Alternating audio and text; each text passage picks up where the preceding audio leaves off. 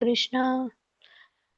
ખૂબ ખૂબ સ્વાગત છે તમારું બધાનું શ્રી શ્રી રાધા ગોવિંદના ટેમ્પલ. હરે કૃષ્ણ. ધન્યવાદ, પ્રણામ. શ્રી શ્રી રાધા ગોવિંદના ટેમ્પલ ઇસ્કોન બેંગલુરુ કુલઈ તરફથી અને આજે આપણે મળી રહ્યા છીએ લેવલ 2 અને અધ્યાય 9 ની ચર્ચાઓમાં. તો ખૂબ જ સ્વાગત છે અને આપણે આજનું સેશન ચાલુ કરતા પહેલા આપણે ભગવાન શ્રી રાધા ગોવિંદજીને પ્રેમપૂર્વક પ્રાર્થના કરીએ અને મંગળતાથી આ જે આપણું જ્ઞાન યજ્ઞ છે એને આવકારીએ. સ્ક્રીન મારી વિઝિબલ છે? હરે કૃષ્ણ. હા માતાજી, આવે છે. હમ હમ. ઓમ અજ્ઞાનતિમિરાન્ધસ્ય જ્ઞાનજનશલાકયા ચક્ષુરુન્મિલિतं येन તસ્मै શ્રીગુરુવે નમઃ. શ્રીચૈતન્યમનોભીષ્ટં સ્થાપિतं येन भूतले स्वयं रूपः कदा मह्यं ददाति स्वपदान्तिकं. वन्देऽहं श्रीगुरु श्रीयुतपदकमलं श्रीगुरून् वैष्णवांश्च श्रीरूपं साग्रजातं सहगण रघुनाथान्वितं तं सजीवं साद्वैतं सावधूतं परिजनसहितं कृष्णचैतन्यदेवं श्रीराधा कृष्णपादान् सहगण ललिता श्रीविशाखान्विताश्च. हे कृष्ण करुणा सिन्धु दीनबन्धु जगत्पते गोपेश गोपिका कान्त राधाकान्त नमस्तुते. तप्त काञ्चन गौराङ्गे राधे वृन्दावनेश्वरी वृषभानुसुते देवी प्रणमामि हरिप्रिये. वाञ्छाकल्पतरुभ्यश्च कृपा सिन्धुभ्य एव च पतितानां पावनेभ्यो वैष्णवेभ्यो नमो नमः. नमो विष्णुपादाय कृष्णपृष्ठाय भूतले श्रीमते भक्तिवेदान्त स्वामिनिति नामिने. नमस्ते सरस्वती देवी गौरवाणी प्रचारिणे निर्विशेषा शून्यवादी पाश्चात्य देशतारिणे. जय श्री कृष्ण चैतन्य प्रभु नित्यानंद श्री अद्वैत गदाधर श्रीवासादि गौर भक्त वृंद. हरे कृष्णा कृष्ण कृष्ण हरे हरे हरे राम राम राम हरे हरे. श्री श्री राधा गोविंद भगवान की जय. गौर निताई की जय. शील प्रभुपाद की जय. गुरु महाराज की जय. अनंत अनंत कोटि वैष्णव वृंद की जय. हरे कृष्णा. सर्वे ने હરે કૃષ્ણ માતાજી, દંડવત પ્રણામ સર્વને. દંડવત પ્રણામ. હરે કૃષ્ણ. તો આપણે ગયા કાલે શું ભણ્યા હતા? કોણ કેશે મને? થોડુંક મોટું મોટું કઈક. કાલે આપણે 9મા અધ્યાયના અડધા શ્લોકોની ચર્ચા કરી દીધી, બરાબર? તો શું એમાં ભણ્યા હતા? કઈક ઓવરવ્યુ શું કે ભાઈ, એવું કોઈકને ખબર છે? ચલો, કોણ કેશે? હેન્ડ રેઝ કરો. કાલે શું ભણ્યા હતા આપણે? કઈ ભણ્યા હતા? ભણ્યા જ નતા?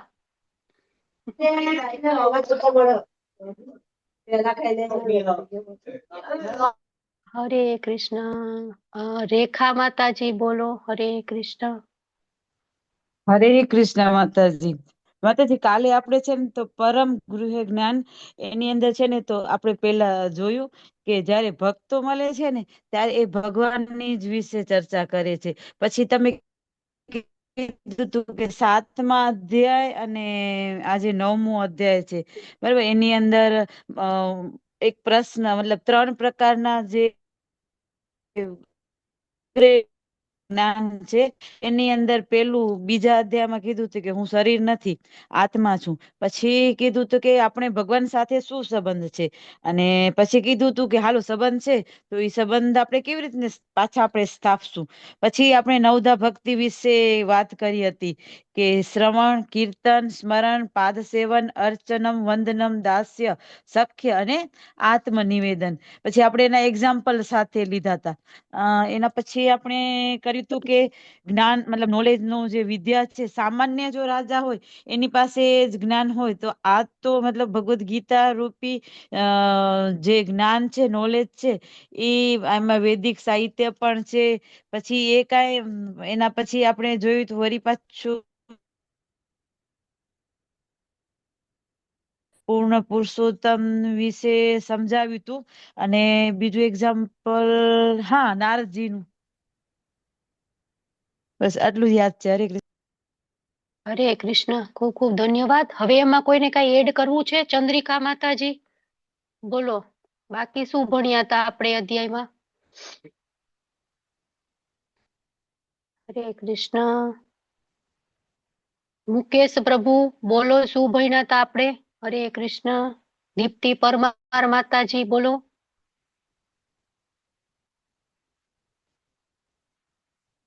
ઓકે, બધા જાગો છો કે સુઈ ગયા છો?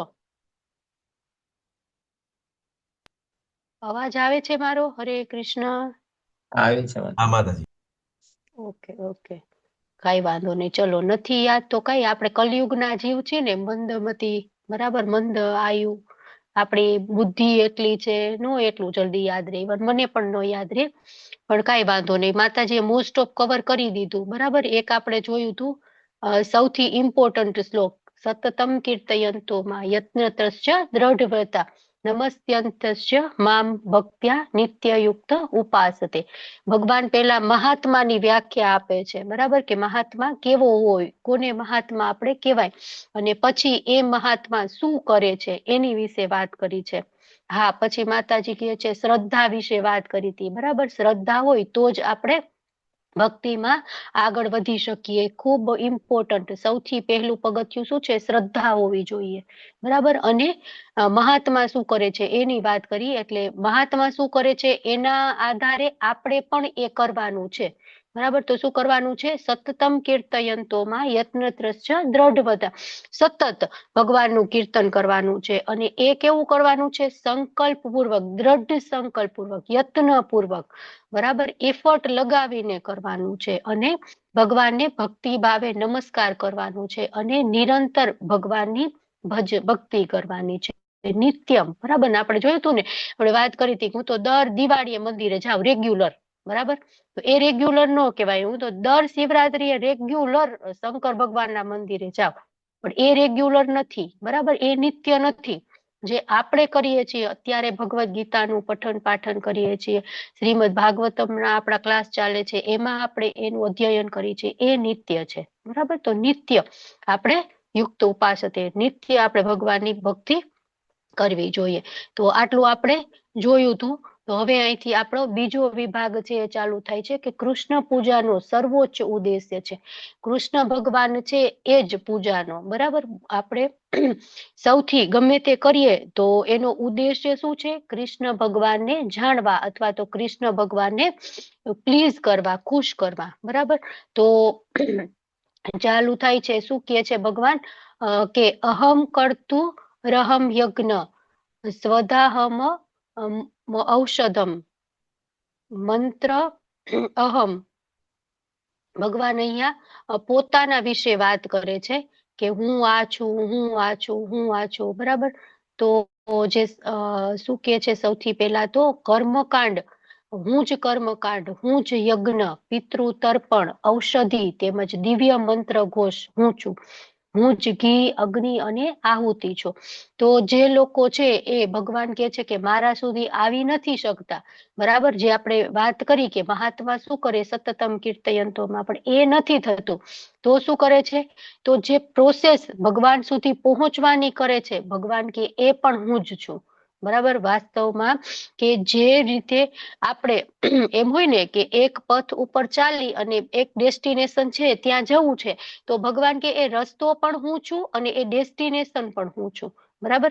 કર્મકાંડ આપણે કોઈ કરતા હોય તો એમાં કઈક સ્વાર્થ રહેલો હોય, બરાબર. આપણે ઓલા પંડિતજીને બોલાવીને આમ તેમ કરે ને પછી આપણને એમ કે તમને તો હું સ્વર્ગ અપાવી દઈશ, બરાબર, હું તમને આમ કરી દઈશ, તેમ. આપણે ગમે તે કર્મકાંડ હોય તો એ શેના માટે હોય? આપણા કઈક સ્વાર્થ માટે, બરાબર. કે એટલા માટે જ જ્ઞાનકાંડ હોય. માણસો વધારેમાં વધારે પુસ્તકો વાંચે વાંચે વાંચે અને જ્ઞાન મેળવે, પછી તો કે હું આટલો સ્કોલર થઈ જાઉં, કે આમ થાય, કે તેમ થાય, બરાબર. તો આવા લોકોને પણ ભગવાન કે છે કે એ પણ હું જ છું, બરાબર. કર્મકાંડ હું છું, હું જ યજ્ઞ છું, પિતૃ તર્પણ આપણે કેટલાય લોકો કરાવતા હોય છે, બરાબર, એ પણ હું છું, બરાબર. જે યજ્ઞ કરીએ તો યજ્ઞમાં આપણે આહુતિ આપવા માટે ઘી જોઈએ, સમિધ જોઈએ, પછી ઓલા હોતા ને ઓલા શું કહેવાય પૂજા કરાવવા વાળા હોય ને 5 અલગ અલગ 4 અલગ અલગ પૂજારીઓ આપણે કહીએ ને એ બેઠા હોય બ્રાહ્મણો, તો એનું અલગ અલગ નામ છે, હોતા ઉદ્હોતા એ રીતના. તો એ બધા પણ ભગવાન કે હું જ છું, બરાબર. તો આપણને એમ થાય કે ભગવાન બધું તો તમારું છે, બરાબર. અગ્નિ છે એ ભગવાન કે હું છું, તેજ હું છું, બરાબર. એમાં જે ઘી હોતા હોમવાનું હોય એ માતાજી, હું હરે છું. કૃષ્ણ માતાજી, હોતા ઉદગાતા અર્ધવયુ ને બ્રહ્મા. હા, હરિબોલ. જો એ બધા છે 4 હોય ને, 4 યજ્ઞ કરાવવા વાળા. તો એ ભગવાન કે હું જ છું. આહુતિ યજ્ઞમાં આપી તો એ પણ હું છું. તો ભગવાન બધું તો તમે છો, તો અમારું શું? ભગવાન કે તમે ઈચ્છા કરો, બરાબર. બધું જ તમને જેનાથી મળે છે ઈચ્છા કરવાથી. અને જો એટલા માટે જ આપણે અહીંયા ફસાયેલા છીએ કે આપણને એ જ ખબર નથી કે આપણે કેવી ઈચ્છા કરવી જોઈએ, બરાબર. આપણે શું કરવું જોઈએ, કઈ ઈચ્છા કરવી જોઈએ. આપણે ભગવાનના સમીપ જઈએ, ભગવાનના નજીક જઈએ એવી ઈચ્છા કરવી જોઈએ. આપણે તો કેવી ઈચ્છા કરી, હે ભગવાન મને તો ગાડી મળે, બંગલો મળે, મારા દીકરાના લગ્ન થઈ જાય, મારે સારું રિઝલ્ટ આવે, મને સારી નોકરી મળે. એ બધું કરીને અલ્ટિમેટલી શું થવાનું છે? વધારેમાં વધારે આપણે ભૌતિકતામાં ફસાતા જવાના છે. એટલા માટે ઈચ્છાના કારણે જ આપણે બધા અહીંયા ફસાયેલા છીએ. પછી આગળ ભગવાન શું કે છે? ઔષધિ પણ હું જ છું, બરાબર. જે દવા, જે આપણે મેડિસિન કઈક લઈને તો એની મેડિસિનલ ઇફેક્ટ છે ને એ કોના કારણે આવે છે? કૃષ્ણના કારણે. જો પહેલાના સમયમાં જયારે વૈદ્યો જતા ને એ બધા દવા બનાવતા ને તો શું કરે, બધી જે હોય ને એ બધી લઈ આવે, જે રો મટીરિયલ કલેક્ટ કરવાની હોય ને ઝાડમાંથી એ બધું કલેક્ટ કરે. તો કલેક્ટ કરવા સમયે પણ બોલવાના મંત્ર હોય કે તમારે શું કહેવાય, હરિતકી, હરડે આપણે કહીએ ને એના વૃક્ષ ઉપરથી એ હરિતકીનું ફળ લેવું હોય ને હરડેનું, તો એ બોલવા માટેનું પણ મંત્ર છે. પછી આમલકી, આંબળા હોય ને એમાં આંબળા તોડવા હોય ને તો એ આંબળાનું ફળ તોડવા માટેનો પણ મંત્ર છે, બરાબર. એ મંત્ર બોલી અને આંબળા તોડવાના. પછી એનું જે કઈ ચૂર્ણ, પેસ્ટ, બટી, ગુટિકા જે બનાવવું હોય એ બનાવી અને પછી એ ભગવાનને અર્પણ કરે કે ભગવાન મેં તો મારી રીતે આ કરી દીધું, પણ હવે એમાં તમે ઔષધીય તત્વ છે એ તમારે આપવાનું છે, તમારી કૃપા એમાં પ્રદાન કરવાની છે. અને પછી એ જે ભગવાનને ભોગ ઓફર થઈ અને પ્રસાદ સ્વરૂપે જે ભગવાન એમાં એનો મેડિસિનલ ઇફેક્ટ છે એ એડ કરેલી હોય ને પછી એ આપણે દર્દીઓને આપી તો ખૂબ જ સરસ એનું ફળ મળે. પછી ભગવાન શું કહે છે? મંત્ર ઘોષ, દિવ્ય મંત્ર ઘોષ હું છું. તો નેચરોપેથી જે પ્રેક્ટિસ કરતા હોય ને એ લોકોને ખબર હોય આ દિવ્ય મંત્ર ઘોષ, જે મોટું બધું ઓલું હોય ને, શું કહેવાય, શું કહેવાય, ગોળ મોટું બધું હોય ને એના ઉપર આમ ધન ધન ધન ધન વગાડતા હોય, શું કહેવાય એને? પેલું મૃદંગ નું કહેવાય, તબલું નું નગારું કહેવાય. નગારું માતાજી, નગારું. હા હા, નગારા ટાઈપ નું હોય એવું. આમ આમ હોય, આમ ફ્લેટ, અને આમ શું કહેવાય એને, કપ ટાઈપ નું હોય, બરાબર. અને એની ઉપર આમ વગાડતા હોય બે પેલાથી.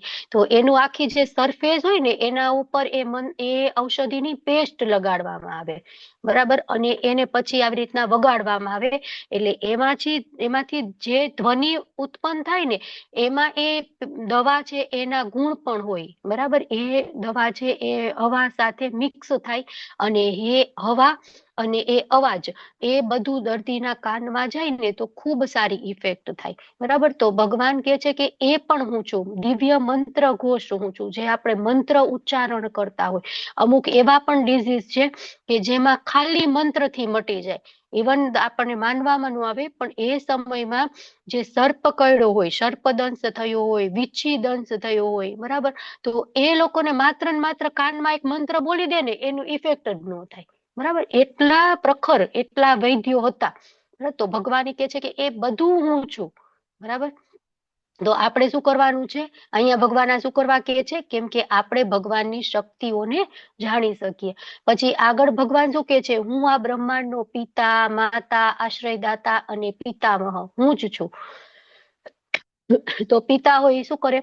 જગતમાં જે આખું જગત છે એનું પોષણ કરે. પિતા આપણા ઘરે હોય, આપણા પપ્પા હોય તો એ શું કરે કે કઈક સેલરી આવે ને કમાઈને, એનાથી આખા ઘરનું, બધા બાળકોનું, બધાનું પોષણ થાય. પછી માતા શું કરે, જન્મ દેવા વાળી માતા, બરાબર. તો ભગવાન કહે છે કે માતા પણ હું છું, બરાબર. અને માતા અને પિતા બંને મળીને શું કરે, બાળકોને આશ્રય આપે. તો એવી રીતના કૃષ્ણ ભગવાને પણ આપણને બધાને આશ્રય આપ્યો છે. આપણે કાલ જોયું હતું ને કે જયારે મિની પ્રલય, આંશિક પ્રલય થાય ત્યારે બધા ગર્ભોદક્ષાયી વિષ્ણુમાં જતા રહે, અને જ્યારે મહાપ્રલય થાય ત્યારે બધા મહાવિષ્ણુમાં જતા રહે. તો આશ્રય આપણને છેલ્લી ઘડીએ કોણ આપશે? ભગવાન શ્રી કૃષ્ણ. પછી પિતામહ, ભગવાન કે છે કે દાદા પણ હું છું. કઈ રીતના? આપણે બ્રહ્માજી માંથી આવીએ છીએ ને, અને બ્રહ્માજી કોનામાંથી આવે છે? ભગવાન માંથી, બરાબર. તો એ રીતના પિતામહ પણ ભગવાન કે છે કે હું છું. પછી હું જ્ઞાનનો વિષય છું. જ્ઞાનનો વિષય શું છે? જાણવા યોગ્ય, જે કઈ જાણવા યોગ્ય છે, જ્ઞેય તત્વ, એ ભગવાન કે છે કે હું છું. બધું જ જ્ઞાન, ભગવદ ગીતા આપણે લેવલ 1, 2, 3, 4, 5, 6 બધું જ, વેદો, ઉપનિષદો, પુરાણો બધું જ વાંચી લઈએ, પણ એ બધું વાંચીને શું કરવાનું? કૃષ્ણને જાણવાના. આગળ ભગવાન કહેશે વેદેશ્ચ સર્વેર અહમ એવ વેદ્યો. જેટલા પણ વેદો છે એ બધામાં જાણવા યોગ્ય તત્વ કોણ છે? ભગવાન કે હું છું, બરાબર. વેદો વાંચી લીધા, ઉપનિષદ વાંચી લીધા, પછી કઈ ભગવાન કોણ? તો કે ભગવાન તો નિરાકાર છે. તો એના જ્ઞાન ઉપર ધૂળ પડી. પછી વિશુદ્ધિ કરતા, શુદ્ધિ કરતા પણ ભગવાન કે હું જ છું. કઈ રીતના? આપણે જપ કરીએ છીએ, ભગવાનનું પઠન પાઠન કરીએ, કીર્તન કરીએ, બરાબર.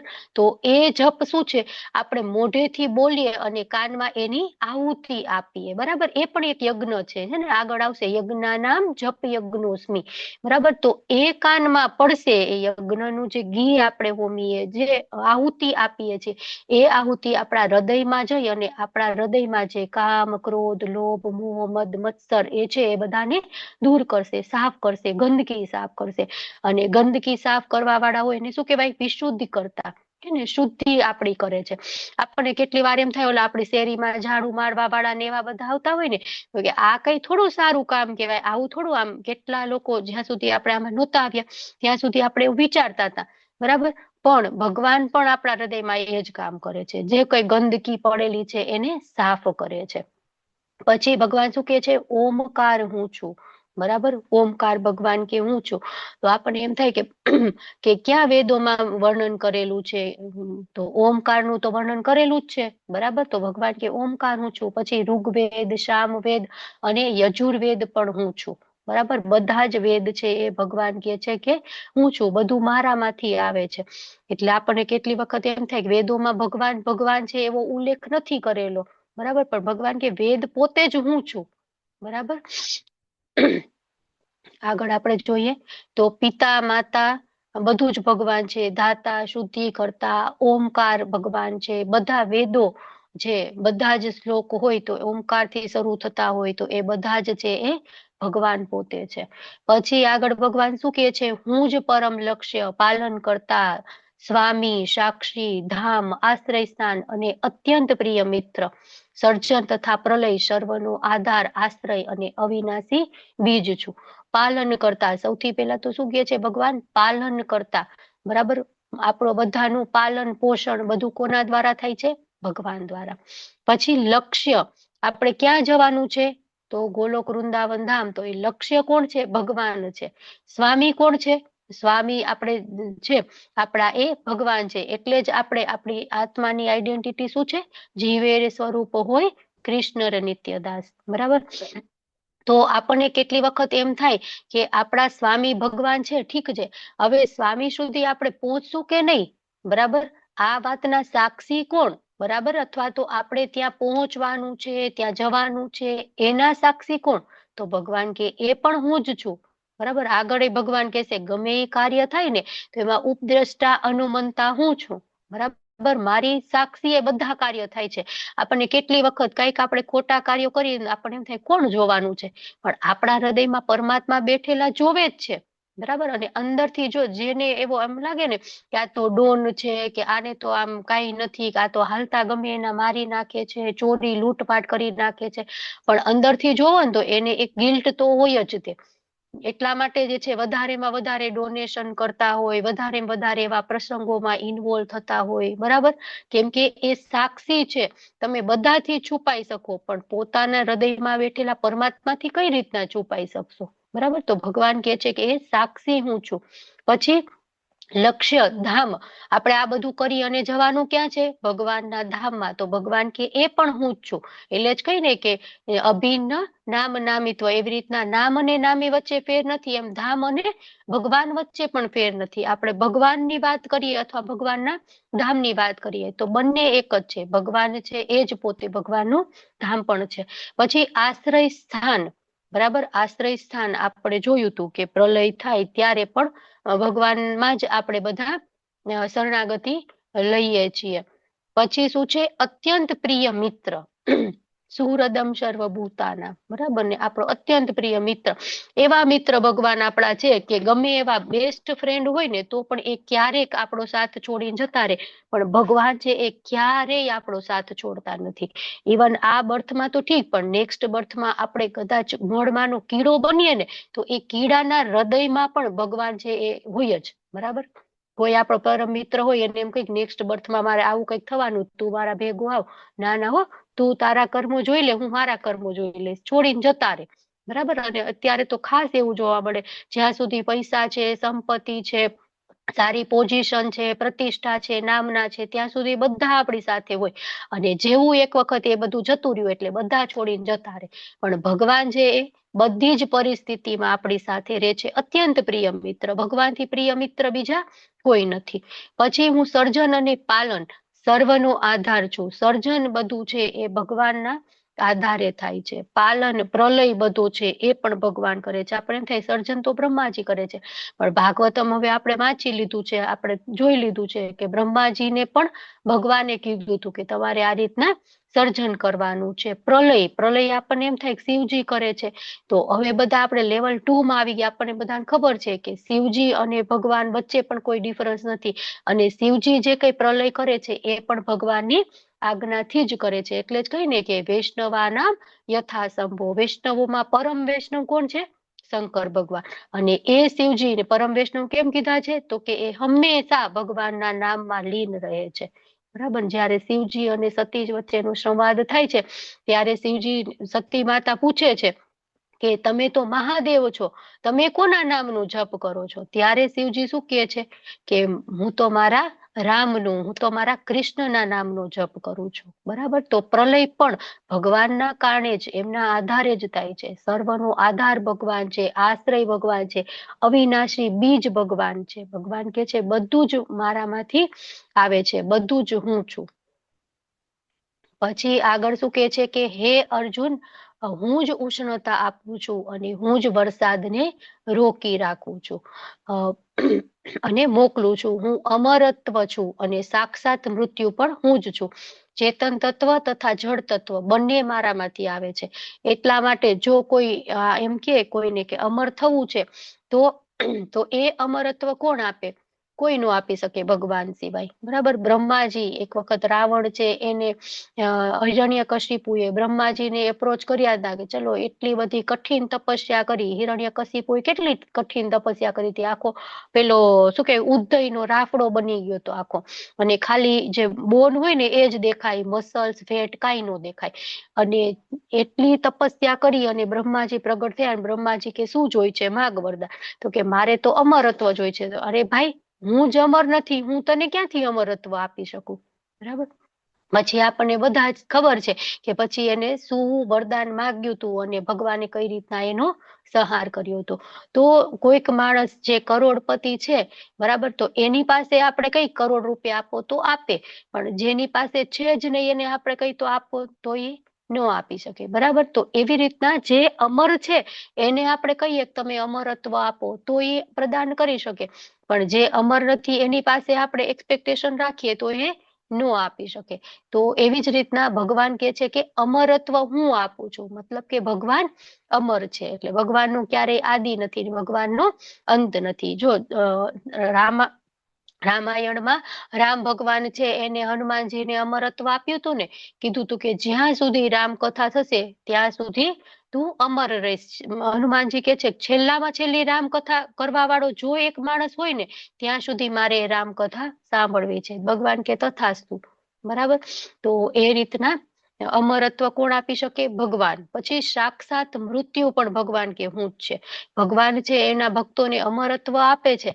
તો કેટલી વખત એટલે એનો મતલબ એવો કે ભગવાનના ભક્તો છે એના ધામમાં જતા રહે, ભગવાનના ધામમાં, અને ભગવાન સાથે રહેતા અમર થઈ જાય. ફરીથી એમને આ જન્મ મૃત્યુ જરા વ્યાધિના ચક્રમાં પડવું નથી પડતું. બરાબર. તો નાસ્તિકો છે ને એ કેટલી વખત એમ કે આ તો ખોટું છે, કે આમ છે કે તેમ છે. પણ અમરત્વનો મીન્સ એવો કે અમરત્વ એટલે મૃત્યુ જ ન થાય ને આ જે ભૌતિક જગત છે એમાં ને એમાં આપણે પડ્યા રહી એવું નહીં. મૃત્યુ તો થાય જ. ભગવાન કે છે કે સાક્ષાત મૃત્યુ પણ હું છું. તો આ બંને કોન્ટ્રાવર્સિયલ થઈ ગયું ને. એક બાજુ એમ કે અમરત્વ આપીશ, એક બાજુ એમ કે સાક્ષાત મૃત્યુ હું જ છું. બરાબર. મૃત્યુ તો ભક્તોનું થાય જ, પણ ભગવાન એને એમના ધામમાં લઈ જાય, ગોલોક વૃંદાવન ધામમાં લઈ જાય, અને ત્યાં ભગવાન સાથે અમર થઈ જાય. પછી ફરીથી એમને આ ભૌતિક જગતમાં ન આવવું પડે, ફરીથી આ જન્મ મૃત્યુ જરા વ્યાધિના ચક્રમાં ન ફસાવવું પડે. તો આ રીતના ભગવાન કહે છે કે અમરત્વ પણ હું છું અને સાક્ષાત મૃત્યુ પણ હું છું. ચેતન તત્વ અને જળ તત્વ બંને છે એ મારામાંથી જ આવે છે. બરાબર. બંને એ કોન્ટ્રાવર્સિયલ છે. ચેતન એટલે શું? તો કે જે મૂવિંગ છે એ, અને જળ એટલે જે નોન મૂવિંગ છે એ. તો એ બધા જ બે તત્વ છે એ ભગવાન કે છે કે મારામાંથી આવે છે. મતલબ કે જે કોઈ પણ આ પૃથ્વીમાંથી લઈ લો એ બધું જ ભગવાનમાંથી આવે. આગળ ભગવાન કહેશે અહમ સર્વસ્ય પ્રભવો મત સર્વમ પ્રવર્તતે ઇતિ મત્વા ભજન્તે મામ મૂઢા ભાવ સમન્વિતા. કે બધા જ જેટલું પણ છે એ બધા જ નું કારણ હું છું. આગળ ભગવાન શું કહે છે કે જે મનુષ્યો વેદાધ્યન કરે છે તથા સોમરસનું પાન કરે છે તેઓ સ્વર્ગ પ્રાપ્તિ માટે પ્રયત્ન કરી અને પરોક્ષ રીતે મારી જ પૂજા કરે છે. તેઓ પાપ કર્મમાંથી મુક્ત થઈ પુણ્યમય સ્વર્ગીય ઇન્દ્રલોકમાં જન્મ લે છે, જ્યાં તેઓ દેવો જેવા આનંદ ભોગવે છે. કે થોડાક એવા પણ માણસો છે કે જે વેદોને ફોલો કરે છે, પણ એનું લક્ષ્ય શું છે? તો કે ઇન્દ્રલોકમાં જવું છે, સ્વર્ગ પ્રાપ્તિ કરવી છે. તો ભગવાન કે છે કે ઠીક છે, ચલો એ લોકોને પણ હું જ ફેસિલિટી આપું છું. બરાબર. જે લોકો આ બધું કરે છે તો ભગવાન કે એને પણ આપવા વાળો હું જ છું. જો તમને ગમે તે કઈક વસ્તુ મળે ને, અથવા તો આગળ પણ ભગવાન કહે છે કે શ્રદ્ધા દેવી દેવતાઓમાં સ્થિર થાય. બરાબર. બીજે ક્યાંક તમારી શ્રદ્ધા ગમે તે જગ્યાએ સ્થિર થાય ને, તો એ સ્થિર શ્રદ્ધા કરવામાં ભગવાન જ છે કારણભૂત. બરાબર. જ્યાં સુધી ભગવાન એ કૃપા નહીં કરે ને ત્યાં સુધી આપણી શ્રદ્ધા ક્યાંય સ્થિર નહીં થાય. બરાબર.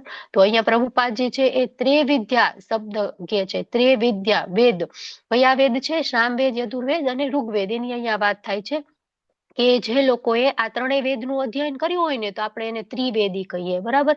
તો આ જ્ઞાનમાં ક્યારેક આ કારણે પણ ક્યારેક આપણે અત્યારે તો ત્રિવેદી એટલે માત્ર સરનેમ પૂરતા રહી ગયા છે.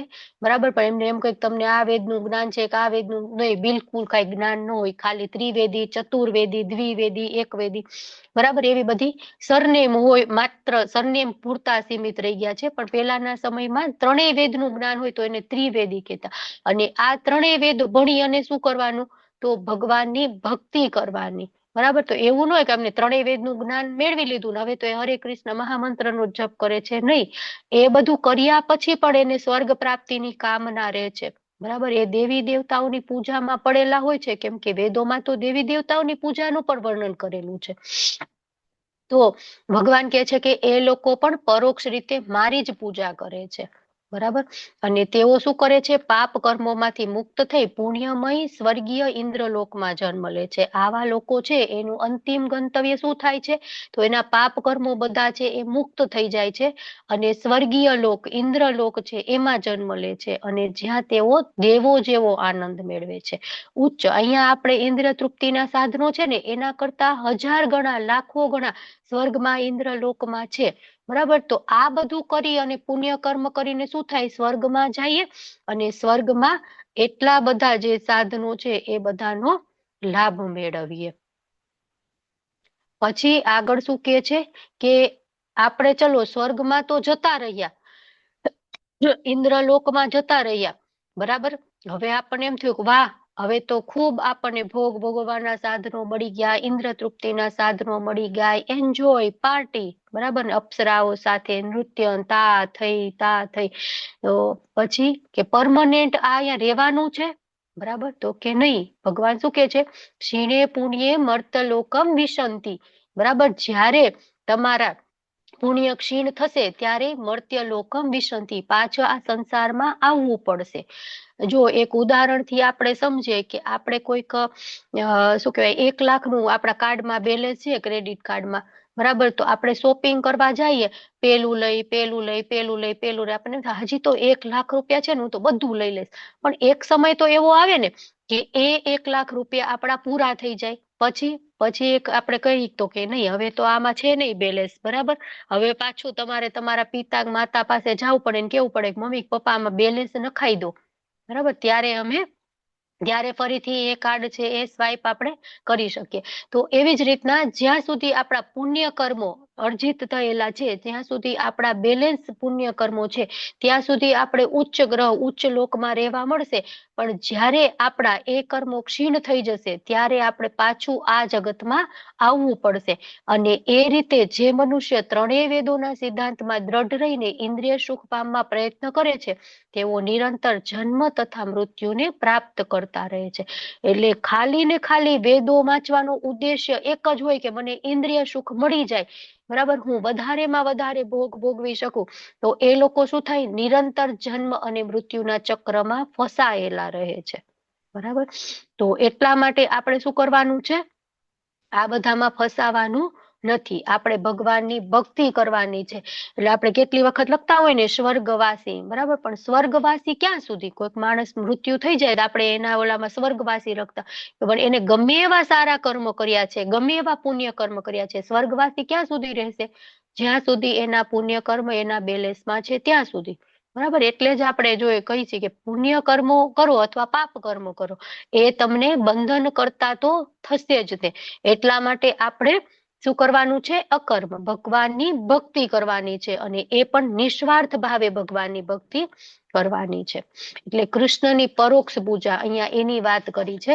તો યજ્ઞ કરો સ્વર્ગ મેળવવા માટે, આપણે યજ્ઞ કરીએ અને આપણને સ્વર્ગ મળી પણ જાય, પણ જ્યાં સુધી આપણો છે બેલેન્સ ત્યાં સુધી આપણે રહી દેવતા ઇન્દ્રલોકમાં પણ જઈએ, ઘણો આપણને આનંદ આવે, ખૂબ જ એમ થાય કે વાહ, પણ પછી પાછું અહીંયા પાછું આવવાનું જ છે. અને એ સમયે આપણે શું બનશું એ આપણને ખબર નથી. કેટલી વખત આપણે કીડા પણ બની, મકોડા પણ બની, બરાબર? એના કરતા આપણને આ મનુષ્ય જન્મ મળેલો છે, બરાબર, નેક્સ્ટ મનુષ્ય બર્થ ક્યારે મળશે એ ખબર નથી.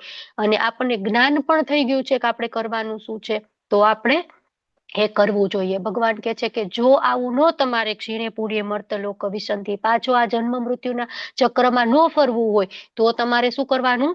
તો ભગવાન સરસ મજાનો શ્લોક આપે છે, અનન્યાસિત યંતો માં યે જના પર્યુપાસતે તેષામ નિત્યાભિયુક્તાનામ યોગક્ષેમમ વહામ્યહમ. તો જે લોકો અનન્ય ભાવે મારા દિવ્ય સ્વરૂપનું સદા ચિંતન કરતા રહી મને ભજે છે, તેમની જરૂરિયાતોની હું પૂર્તિ કરું છું અને તેમની પાસે જે છે તેનું રક્ષણ કરું છું. ખૂબ જ ઇમ્પોર્ટન્ટ આ શ્લોક છે, ખૂબ જ ઇમ્પોર્ટન્ટ. અને આને છે ને LIC શ્લોક પણ કહેવામાં આવે છે. કેમ કે LIC નું જે સ્લોગન છે ને એમાં લખેલું છે યોગક્ષેમમ વહામ્યહમ, બરાબર? તો આપણને અત્યાર સુધી ખબર નહોતી એમ કે આ LIC માં આવું શું લખેલું હશે, બરાબર? એટલીસ્ટ રેફરન્સ તો એને લખવો જોઈએ ને ભગવદ ગીતામાં, તો એ બાને પણ ભગવદ ગીતાનો પ્રચાર થઈ જાય. તો ભગવાન અહીંયા કે છે કે જે તમારી પાસે છે ને તેની હું રક્ષા કરું છું, યોગક્ષેમમ વહામ્યહમ, બરાબર? પણ કોની પાસે છે એની રક્ષા કરે છે? તો જે અનન્ય ભાવે મારા દિવ્ય સ્વરૂપનું સદા ચિંતન કરતા રહે છે એની, બરાબર? અનન્યશ્ચિત યંતોમાં, બરાબર? ક્લિયર એકદમ, કે એવું નહીં કે નિરાકાર બ્રહ્મ જ્યોતિની પૂજા કરે છે, નિર્વિશેષ વાદીઓ છે એની પૂજા કરે છે, નહીં. ભગવાન એમ કે છે કે અનન્ય ભાવે મારી પૂજા કરે છે, મારા દિવ્ય સ્વરૂપની પૂજા કરે છે. તો એવા લોકોની જરૂરિયાતોની હું પૂર્તિ કરું છું અને એમની પાસે જે છે એમનું હું રક્ષણ કરું છું. મતલબ ભગવાન છે એ ભક્તોના જીવનમાં જે કઈ આવશ્યકતા છે, જે કઈ એમની જરૂરિયાતો છે એ બધી જ પૂરી કરે છે. અહીંયા આપણે છે ને દર વખતે એક અર્જુન આચાર્યની કથા લેતા હોઈએ છીએ કે એ ખૂબ જ ગરીબ હતા આચાર્ય, અને એ એક વખત ભગવદ્ ગીતા વાંચતા હતા. તો વાંચતા વાંચતા આ શ્લોકે પહોંચ્યા ને, યોગક્ષેમમ વહામ્યહમ, કે જરૂરિયાતોની હું પૂર્તિ કરું છું. તો એમને નહીં પ્રભુ, હવે કેટલા 2-3 દિવસથી તો કઈ જમવાનું મળ્યું નથી, બાળકો ભૂખ્યા રડી રહ્યા છે, પત્ની ક્યારેય ખીજાય ગુસ્સે થઈ રહી છે કે તમે કઈ કરતા નથી, ભોજનની વ્યવસ્થા નથી કરતા. એને એક રેડ બોલ પેન લઈ અને એની ઉપર ચોકડી મારી દીધી, યોગક્ષેમમ વહામ્યહમ. નહીં, આ વાત ખોટી, બાકી બધી ભગવદ્ ગીતા સાચી પણ આ ખોટી. પછી એને બુક બંધ કરી અને સ્નાન કરવા જતા રહ્યા. પત્નીને કીધું હું હમણાં સ્નાન કરીને આવું, મારે સંધ્યા સમય થઈ ગયો છે. ઠીક. તો થોડીક વાર થઈ એટલે 2 બાળકો એમને ત્યાં આવે છે. એક બાળક એકદમ ગોરા અને બ્લુ કલરની ધોતી પહેરેલી, એક ઘનશ્યામ વર્ણના ને યલો ધોતી પહેરેલી, અને કેટલા બધા ફ્રૂટ ને ગ્રોસરી ને કેટલું બધું લઈને આવે છે, અનાજ કરિયાણાની વસ્તુઓ ને કેટલું બધું. તો પેલા જે અર્જુન આચાર્યના પત્ની કે તમે કોણ છો? તો કે અમે આચાર્યના શિષ્ય છીએ અને આચાર્ય આ બધું ઘરે મૂકવા માટે કીધું છે. તો ઓલા તો સરપ્રાઈઝ કે મને તો કઈ એવી વાત નથી કરી, તમે એના શિષ્યો છો ને એ તમને ભણાવે છે. તો કે હા અહીંયા જોવો તો ખરા, કે અમે તો કેટલી વખત ન માનીએ ને એમનું કીધું, તમને મારે પણ છે. તો પાછળ બંને જોવે ને તો એકના પીઠ ઉપર આમ લાલ કલરની સોડ ને એકના આમ લાલ કલરની સોડ, ઓલો આમ વાગે ને ઓલી લાકડી મારીએ તો કેવી સોડ ઉઠી જાય ને પીઠ ઉપર, તો એવી સોડ ઉઠી ગયેલી. તો એ તો એકદમ દુઃખી થઈ ગયા, આટલા કોમળ, આટલા સુંદર, આટલા બાળકોને આવી રીતના મારે છે. હમણાં ઉભા રહો, આવે ને એટલે વાત છે કે તમે ઉભા રહો, અહીંયા આવવા દો. એટલે કે નાના માતા અમને જવા દો, કે વળી આવશે ને તો વધારે ગુસ્સે થશે અમારા ઉપર, કે તમને આ દેવાનું કીધું તું, અમે અમારું કામ કરી દીધું ને અમે હવે જાય છીએ. એમ કરીને બંને બાળકો જતા રહ્યા. થોડી વાર થઈ એટલે અર્જુન આચાર્ય આવ્યા. પછી કે શું? એટલે ઓલા પત્ની તો તરત ગુસ્સે, તમે આવા નાના બાળકોને આવી રીતના મારો છો? કયા નાના બાળકો? કોણ નાના બાળકો? તો તમારા શિષ્ય છે ને. એ મારા તો શિષ્ય કોઈ નથી, હું તો કોઈને નથી ભણાવતો. પછી એ વાત કરે છે કે એકે આવી રીતના ધોતી પહેરી હતી ને આવો વર્ણ હતો, બીજા આવી ધોતી. અર્જુનાચાર્યના આંખમાંથી સાંભળીને આંસુ વહવા માંડ્યા, એકદમ રડવા માંડ્યા, દળદળ દળદળ. એના પતિને પ્રણામ કરે છે. તો કેમ તમે મને પ્રણામ કરો છો? કે તું એટલી ભાગ્યશાળી છો કે તને સાક્ષાત કૃષ્ણ અને બલરામજીના દર્શન થયા. પછી ભગવાન એ જે એમને ચોકડી કરી હતી ને આમ જે યોગક્ષેમમ વહામ્યહમ, એના ઉપર એ ઇરેઝ કરી નાખે છે કે નહીં ભગવાન માની ગયા તમને, તમે જે કહો છો એ પાડીને જ બતાવો છો. યોગક્ષેમમ વહામ્યહમ, કે જે પણ છે એની રક્ષા કરું છું અને જે જરૂરિયાતો છે એની પૂર્તિ કરું છું. તો આ રીતના ભગવાન છે એ ભક્તોની ખૂબ જ ધ્યાન રાખે છે.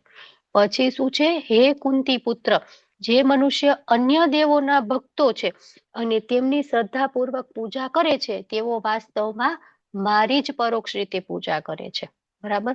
તો આટલું વાંચીએ એટલે કે અરે વાહ, આ તો જોરદાર. ગમે એની પૂજા કરો ને, ભગવાનની જ પરોક્ષ રીતના પૂજા છે. ભગવાન પોતે જ કહેજો, જોવો તમે 9.23 જે લોકો દેવી દેવતાઓની પૂજા કરતા હોય ને એ લોકો આ શ્લોક છે એ ગાંઠ બાંધીને યાદ કરી લે, કે જો તમે એમ કહો છો ને અનન્ય ભક્તિ કરવી જોઈએ, કૃષ્ણની જ ભક્તિ કરવી જોઈએ, પણ ભગવાન તો અહીંયા કહે છે ગમે એની ભક્તિ કરો, પરોક્ષ રીતે મારી જ ભક્તિ છે, મને કરવા દો ને, શું તમને વાંધો આવે છે? પણ આપણે એને શું કહેવાનું?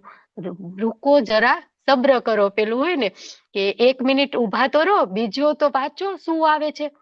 પછી શું કે તેપી મામેવ કૌંતેય અજંત્ય અવિધિપૂર્વકમ. બરાબર? આખો શ્લોક વાંચીએ ને ત્યારે ખબર પડે કે એ બધાની ઉપાસના ભલે પરોક્ષ રીતે ભગવાનની ઉપાસના છે પણ અવિધિપૂર્વકની છે.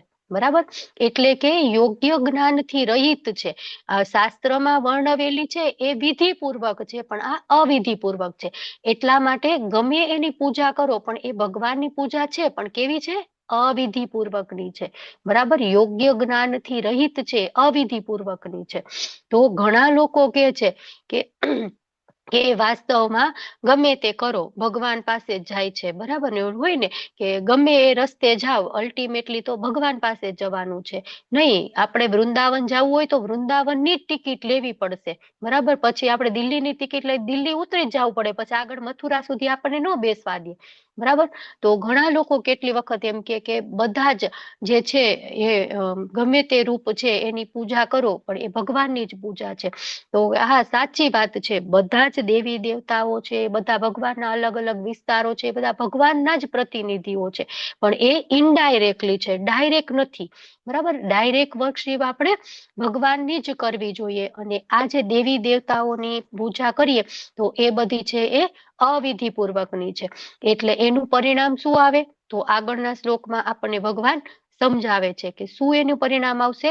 તો પેલા આપણે આ જોઈએ કે આ અવિધિપૂર્વક જે ઓછી બુદ્ધિ વાળા લોકો છે એ લોકો આવી પરોક્ષ રીતની પૂજા કરે છે, છતાં પણ ભગવાન કહે છે કે ઠીક છે, આ પણ પરોક્ષ રીતના મારી જ પૂજા છે. એક સમયે તમે દેવી દેવતાઓની પૂજા કરશો તો એવી સુકૃતિ તમારી ધીમે ધીમે જનરેટ થશે કે તમે એક સમયે ભગવાનની પૂજા કરતા થઈ જશો. બરાબર ને. જો મોસ્ટલી કૃષ્ણ ભક્ત હોય ને, આપણે એને પૂછીએ ને તો પેલા એ શિવજીના ભક્ત હોય જ તે. શિવજી ધીમે ધીમે ભગવાન તરફ લઈ જાય, કોઈ દેવી દેવતા હોય એ ધીમે ધીમે ભગવાન તરફ લઈ જાય. તો આગળ શું કે છે કે અહમ હિ સર્વ યજ્ઞાનામ ભોક્તા ચ પ્રભુરેવ ચ ન તો મામ અભિજાનંતી તત્વેનાસ્ય યવંતી તે. તો હું જ સર્વ યજ્ઞોનો એકમાત્ર ભોગતા અને સ્વામી છું. તેથી જે મનુષ્ય મારી સાચી દિવ્ય પ્રકૃતિને ઓળખી શકતો નથી તેવો અધઃપતિત થાય છે. તો એટલા માટે ભગવાનના સ્વભાવને, ભગવાનની દિવ્ય પ્રકૃતિને જાણવાની છે, એમના વિશે સાંભળવાનું છે.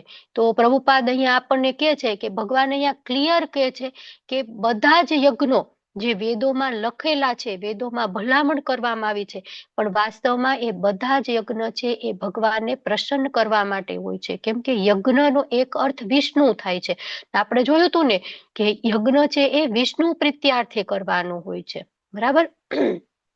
અને ભગવાન એ પણ કહે છે કે ભોક્તારમ યજ્ઞ તપસ્યા. યજ્ઞનો સ્વામી કોણ છે? ભગવાન કે હું જ છું. બરાબર. આપણે બીજા અધ્યાયમાં પણ જોયું હતું વિષ્ણુ પ્રીત્યાર્થે યજ્ઞ કરવા જોઈએ. અને તેથી જ વર્ણાશ્રમ ધર્મ છે એમાં ખાસ કરીને વિષ્ણુ ભગવાનને પ્રસન્ન કરવામાં આવે છે. જે વેદોમાં અલગ અલગ યજ્ઞોનું વર્ણન કરેલું છે ને, પુત્ર કામેષ્ટિ યજ્ઞ અને પેલો કયો યજ્ઞ આ યુધિષ્ઠિર મહારાજ કરાવે છે એ કયો યજ્ઞ? રાજસૂય યજ્ઞ. બરાબર. પછી રામ ભગવાને કરાવેલો હતો અશ્વમેઘ યજ્ઞ. તો એ બધા યજ્ઞ છે એ બધાના સ્વામી અલ્ટિમેટલી કોણ છે? વિષ્ણુ ભગવાન છે. વિષ્ણુ પ્રીત્યાર્થે બધું જે કઈ કરવાનું હોય એ કરવાનું હોય છે. અને એટલા માટે જ ભગવાન અહીંયા કહે છે કે સર્વ યજ્ઞોનો ભોગતા હું છું, કેમ કે સર્વોપરી પ્રભુ પણ હું જ છું. બરાબર. પરંતુ અલ્પજ્ઞ માણસો છે, અલ્પ બુદ્ધિ વાળા માણસો છે, એ પોતાના ક્ષણિક લાભ માટે દેવી દેવતાઓને પૂજા કરે છે અને અલ્ટિમેટલી એમનું પોતાનું પતન થાય છે. પરંતુ જે કોઈ લોકો છે એ ભૌતિક ઈચ્છા હોય તો પણ કૃષ્ણના શરણે જાય છે, ભલે ને એ શુદ્ધ ભક્ત નથી, તો પણ અલ્ટિમેટલી એક સમય એવો આવે કે ભગવાન એને એની શુદ્ધ ભક્તિ પ્રદાન કરે. જો અમુક લોકો દ્વારકા જતા હોય પૂનમ ભરવા માટે, અમુક લોકો શ્રીનાથજી જતા હોય, અમુક કઈક બાધા માનતા કરે, બરાબર, જગન્નાથપુરીની બાધા માનતા કરે, ઠીક છે, માગવું તો પણ આપણા પિતા પાસે જ માગવું. બરાબર. તો એ પણ ઠીક છે, ચલો કાંઈ નહીં, તો શુદ્ધ ભક્તિ નથી થતી, કાંઈ નહીં, પણ જે કંઈ પણ છે એ આપણે પિતા પાસે, આપણે ભગવાન પાસે જ માગીએ છીએ. એટલીસ્ટ ઓલા પીર ફકીર ને એમાં તો શ્રદ્ધા નથી દ્રઢ થયેલી. બરાબર. એટલીસ્ટ સત્વગુણમાં તો છે, તો સત્વગુણમાં છે તો ધીમે ધીમે શુદ્ધ સત્વમાં આવી શકશે. તો આ રીતના ભગવાન અહીંયા કે છે. હવે આગળ શું કે છે? યાંતિ દેવવતા દેવાન પિતૃન યાંતિ પિતૃવ્રતા ભૂતાની યાંતિ ભૂતેજ્યા યાંતિ મધ્યા જીનો અપીમાં. તો જે લોકો દેવોને પૂજે છે તેઓ દેવોમાં જન્મ પામશે, જેઓ પિતૃને પૂજે છે તેઓ પિતૃઓ પાસે જાય છે, જે લોકો ભૂત પ્રેતની ઉપાસના કરે છે તેઓ તેવા જીવોમાં જ જન્મે છે, પરંતુ જેઓ મને ભજે છે તેઓ મારી સાથે જ નિવાસ કરે છે. તો હવે જે લોકો એમ કે ગમે એ લોકોની પૂજા કરો પણ ભગવાનના ધામમાં જ જઈશું, બરાબર, તો ભગવાન અહીંયા કે છે કે ના, બધા જ રસ્તા છે એ મારા ધામમાં જતા નથી. આ બધી પૂજા અવિધિપૂર્વકમ છે. હવે જો તમે વિધિપૂર્વક પૂજા કરશો બરાબર, કે ભગવાનની પૂજા કરશો તો જ ભગવાનના ધામમાં જઈશો. બરાબર, ગમે એની પૂજા કરશો તો ભગવાન કે નહીં, યાંતિ દેવ વ્રતા દેવાન. જો તમે દેવોની પૂજા કરશો તો તમે એ દેવોના માં જન્મ પામશો. બરાબર, મતલબ કે સ્વર્ગલોકમાં, ઇન્દ્રલોકમાં ત્યાં જન્મ પામશો. પિતૃ યાંતિ પિતૃવ્રતા, પિતૃઓની પૂજા કરશો તો પિતૃઓ પાસે જશો. બરાબર, અમુક લોકો પિતૃઓની પૂજા કરતા હોય, રોજ દીવો કરે ને આ કરે ને તે કરે ને ઓલું નારાયણ બલી કરે ને ફલાણું ઢીકણું. કારતક મહિનો ચાલુ થાય ને, પિતૃઓનો મહિનો અથવા શ્રાદ્ધ ચાલુ થાય એટલે એ બધું ચાલુ જ હોય એમનું. બરાબર, તો એમની બહુ પૂજા કરશો તો એમના લોકમાં જશો. ભૂતાની યાંતિ ભૂતે, જ્યાં અમુક લોકો ભૂત પ્રેતની પૂજા કરતા હોય છે. બરાબર, અહીંયા અમારે કાઠિયાવાડમાં મામાદેવ છે, એની પૂજા બહુ જ થાય છે. તો એ મામાદેવ શું છે? બીજું કઈ નથી. બરાબર, તો એની પૂજા કરશો તો શું થશે? એમના ગ્રહોમાં જશો. અને યાંતિ મધ્યા જીનું અપીમાં, જો તમે મારી પૂજા કરશો તો જ તમે મારા ધામમાં નિવાસ કરશો. તો ભગવાન છે ને એ ભગવદ્ ગીતાના એક એક શ્લોકમાં એક જ આપણને ધ્યાનપૂર્વક આપણને સમજાવે છે. અને જો આપણે એ સમજી લઈએ ને તો આ જે કઈ સમાજમાં ઉટપટાંગ ફિલોસોફી વાળી જે દુકાનો ખોલીને લોકો બેસી ગયા છે ને, એ બધા જ ની દુકાન બંધ થઈ જાય. પણ આપણે બધું કેવું છે કે આપણે જ્ઞાન ક્યાંથી મેળવીએ છીએ? ટીવી માંથી, સિરિયલોમાંથી, વોટ્સએપ યુનિવર્સિટીમાંથી, ફેસબુક પેજમાંથી. પણ આપણે આપણા શાસ્ત્રો વાંચવા જ નથી. એક વખત ખોલીને વાંચો તો ખરે, કેટલું સરસ ભગવાને એક્સપ્લેન કર્યું છે. ખૂબ સરસ ભગવાને કીધું છે. અને આપણને એમ થાય ભગવદ્ ગીતા સમજાતી નથી, તો ભગવાનના ભક્ત શીલ પ્રભુપાદ એના ઉપર તાત્પર્ય લખ્યા. બરાબર, ગુરુ મહારાજે ઓનલાઈન આપણને ઘરે ઘરે પહોંચે એટલા માટે નામાનિષ્ઠા પ્રભુને ગાઈડ કર્યા. અને નામાનિષ્ઠા પ્રભુએ આટલો સરસ કોર્સ ડિઝાઇન કરી અને ઝૂમના માધ્યમથી આપણને ઘરે બેઠા ભગવાનનું જ્ઞાન મળે એવી વ્યવસ્થા કરી દીધી. બરાબર, તો એ તો આપણે કરવું જોઈએ ને, પણ આપણે એ નથી કરવું. આપણે તો શું કહીએ, હમ નહીં સુધરેંગે. બરાબર ને, અમે તો એવા જ રહીશું, અમે નહીં સુધરીએ. તો ભગવાન કે ઠીક છે, તમે જેની પૂજા કરો એના ગ્રહમાં જાઓ, પછી થાવ હેરાન. બરાબર, આપણે હમણાં જોયું હતું ને, વૃંદાવન જવું હોય તો આપણે વૃંદાવનની ટિકિટ લેવી પડે, પછી દિલ્હીની ટિકિટ લઈએ તો અહીંયા ઉતરી જવું પડે ને. પછી એમ કે નહીં, અમારે તો જે આગળ વૃંદાવન જવું છે, તો કે નહીં, તો બીજી ટિકિટ લો વૃંદાવનની. બરાબર, તો એવી રીતના આપણે જ્યાં જવું છે એની ટિકિટ લેવી પડશે. જ્યાં જવું છે એના જે રસ્તો છે, એનો જે રૂલ્સ છે એ આપણે ફોલો કરવા પડશે, તો જ આપણે એ ભગવાનના ધામમાં જઈ શકશું. અને સપોઝ કે આપણે દેવોની પૂજા કરી અને સ્વર્ગલોકમાં પણ પહોંચી ગયા, તો એટલો બધો ભોગ ભોગવી ખૂબ એન્જોયમેન્ટ. બરાબર, એ બધું કરીને પછી શું? ક્ષીણે પુણ્યે મર્ત લોક વિશંતિ, પાછું એ જન્મ મૃત્યુ જરા વ્યાધિ. બરાબર ને, કીડી થાવ, મકોડ થાવ, કૂતરા થાવ, ગાય થાવ, હાથી થાવ, ધીમે ધીમે વળી પાછા મનુષ્ય જન્મ મળે. બરાબર, જો મનુષ્ય જન્મ મળશે ને એની કેટલી સંભાવના છે ખબર છે? એક મોટો બધો સમુદ્ર છે, અને એમાં એક બાજુ એક હોલ પાડેલું નાનકડું લાકડું તરે છે, અને એક બાજુ એક બતક તરી રહ્યું છે. હવે એ બતક તરતું તરતું એ લાકડા પાસે આવે અને એ બતકનું માથું છે એ લાકડાના હોલમાં ફસાઈ જાય. એની શક્યતા કેટલી? મોટો વિશાળ સમુદ્ર છે, આપણે વિચારી ન શકીએ એવડો મોટો સમુદ્ર છે. બરાબર, તો સાવ ઓછી ને. તો એટલી જ શક્યતા આપણી એમ છે કે હવે આપણને ફરીથી નેક્સ્ટ મનુષ્ય બર્થ મળશે. કેટલા કરોડો જન્મો, વર્ષો પછી આપણને મનુષ્ય જન્મ મળે છે. તો આપણે એનો અવશ્ય લાભ લેવો જોઈએ. હવે આપણે કૃષ્ણની સીધી ઉપાસનાનો મહિમા. ભગવાન જો પહેલા આપણને એમ કહી દીધું કે તમે દેવી દેવતાઓની પૂજા કરશો તો આમ થશે, તો હવે આપણે એ નથી કરવાનું. હવે કરવાનું શું છે? તો ભગવાન એના વિશે આપણને સમજાવે છે. શું કે છે? પત્રમ પુષ્પમ ફલમ તોયમ યો મે ભક્ત્યા પ્રયચ્છતિ તદહમ ભક્તે ઉપહતમ અશ્નામી પ્રયતાત્મનઃ. તો જો કોઈ મનુષ્ય પ્રેમ અને ભક્તિપૂર્વક મને પર્ણ, ફૂલ, ફળ કે જળ અર્પણ કરે છે તો હું એનો સ્વીકાર કરું છું. બરાબર, તો ભગવાન આપણને એમ થાય ખૂબ ડિમાન્ડિંગ છે ભગવાન, તમારે આમ કરવું જોઈએ, તેમ કરવું જોઈએ, યજ્ઞ કરવા જોઈએ, અનન્ય મારી જ ભક્તિ કરવી જોઈએ. ભગવાન આટલી બધી ડિમાન્ડ થોડી હોય, આ તો બધું મારાથી થતું જ નથી, બહુ અઘરું છે. ભગવાન કે કાંઈ વાંધો નહીં બેટા, હું તને સોલ્યુશન આપું. શું સોલ્યુશન આપે? પત્રમ પુષ્પમ ફલમ તોયમ યો મે ભક્ત્યા પ્રયચ્છતિ. તમે ખાલી પત્ર અર્પણ કરો, તુલસી પત્ર, પુષ્પ અર્પણ કરો, નાનકડું જે કઈ ગાર્ડનમાં થતું હોય, ફળ અર્પણ કરો જે સસ્તામાં સસ્તું મળતું હોય, તોયમ. અચ્છા, આ કાંઈ નથી પોસિબલ, તોયમ પાણી તો હોય જ ને બધાના ઘરમાં. બરાબર, એ અર્પણ કરો, કઈ પણ ખર્ચો નહીં. બરાબર, એકદમ સરળ. ભગવાન બિલકુલ ડિમાન્ડિંગ નથી. ભગવાન શું કે છે? ભક્ત્યા. બરાબર, અહીંયા 2 વખત ભક્તિ શબ્દ વપરાણો છે કે ભક્તિપૂર્વક ભાવપૂર્વક મને અર્પણ કરો. બરાબર, મારે 56 ભોગ નથી જોતા. તમે ભાવપૂર્વક ખાલી પાણી અર્પણ કરશો ને, ખાલી પાણી નહીં, ખાલી એક નાનકડું તુલસી પત્ર અર્પણ કરશો ને, તો પણ હું આવી જઈશ. બરાબર, અદ્વૈત આચાર્ય ગંગાજળમાં ડૂબોડીને તુલસી પત્ર અર્પણ કર્યા અને ભગવાન ચૈતન્ય સ્વરૂપે આવી ગયા. બરાબર, પણ એ ભાવ હોવો જોઈએ. બીજું કઈ 56 ભોગ બનાવવા નહોતા ગયા. એક પગે ઉભા રહી હિમાલયમાં હાથ ઊંચા કરીને તપસ્યા કરવા નહોતા ગયા. ખાલી એમને તુલસી પત્ર ગંગાજળમાં બોળી અને અર્પણ કર્યા અને ભગવાન આવી ગયા. બરાબર, તો ભગવાન કે છે કે પત્રમ પુષ્પમ ફલમ તોયમ યો મે ભક્ત્યા પ્રયચ્છતિ. ભગવાન કે તમે મને અર્પણ કરો અને હું તેનો સ્વીકાર કરું છું. અસ્નામી, હું ખાઉં છું. બરાબર, તો આપણને એમ થાય કે ભગવાન શું આપણી રાહ જોઈ રહ્યા છે કે આપણે ભગવાનને ભોગ ઓફર કરીને ભગવાન જમે તો જ ભગવાન તૃપ્ત થાય કે હું ખાઉં છું? ભગવાન કે છે નહીં, ભગવાન તો ભાવના ભૂખ્યા છે, ભાવગ્રાહી જનાર્દન. ભક્તિપૂર્વક અર્પણ કરશો ને તો જ હું ખાઈશ. બાકી તમે જો દુર્યોધનના ઘરે 56 ભોગ હતા ને, તો ભગવાન ત્યાં નથી જતા. ભગવાન વિદુરાની છે, એમને ખાલી સિમ્પલ શાક અને રોટલી કંઈક બનાવ્યા હતા. બરાબર, એમાં પણ પેલી છાલ હતું એ રહી ગયું હતું ને ઓલું બધું જતું રહ્યું હતું, એવું કઈક હતું ને. કેળાની છાલ હતી રહી ગઈ, કેળા નાખી દીધા, કે રીંગણાની છાલ હતી રહી ગઈ, રીંગણા એ ટાઈપનું કઈક હતું. તો પણ ભગવાન એ છે પ્રેમપૂર્વક જમે છે. બરાબર, કેમ જમે છે? તો કે એને ભાવ હતો એટલા માટે જમે છે. બરાબર, તો અહીંયા ભગવાન એમ કે છે કે તમારે ભોગ લગાડવો જોઈએ, મને અર્પણ કરવું જોઈએ. તો આપણે અત્યારે આટલા પાર્ટિસિપેટ છે, એમાંથી તમે હેન્ડ રેઝ કરો કે તમે કોણ અર્પણ કરો છો ભગવાનને કાંઈ પણ વસ્તુ. બરાબર, રૂટીન, નિત્ય એટલે રોજ. બરાબર, એવું નહીં કે કોક દિવસ ઓફર કરીએ માતાજી, અમે નિત્ય રોજ રવિવારે ઓફર કરીએ જ તે. બરાબર, એવું નહીં, રોજ કોણ ભગવાનને કાંઈ પણ ઓફર કરે છે?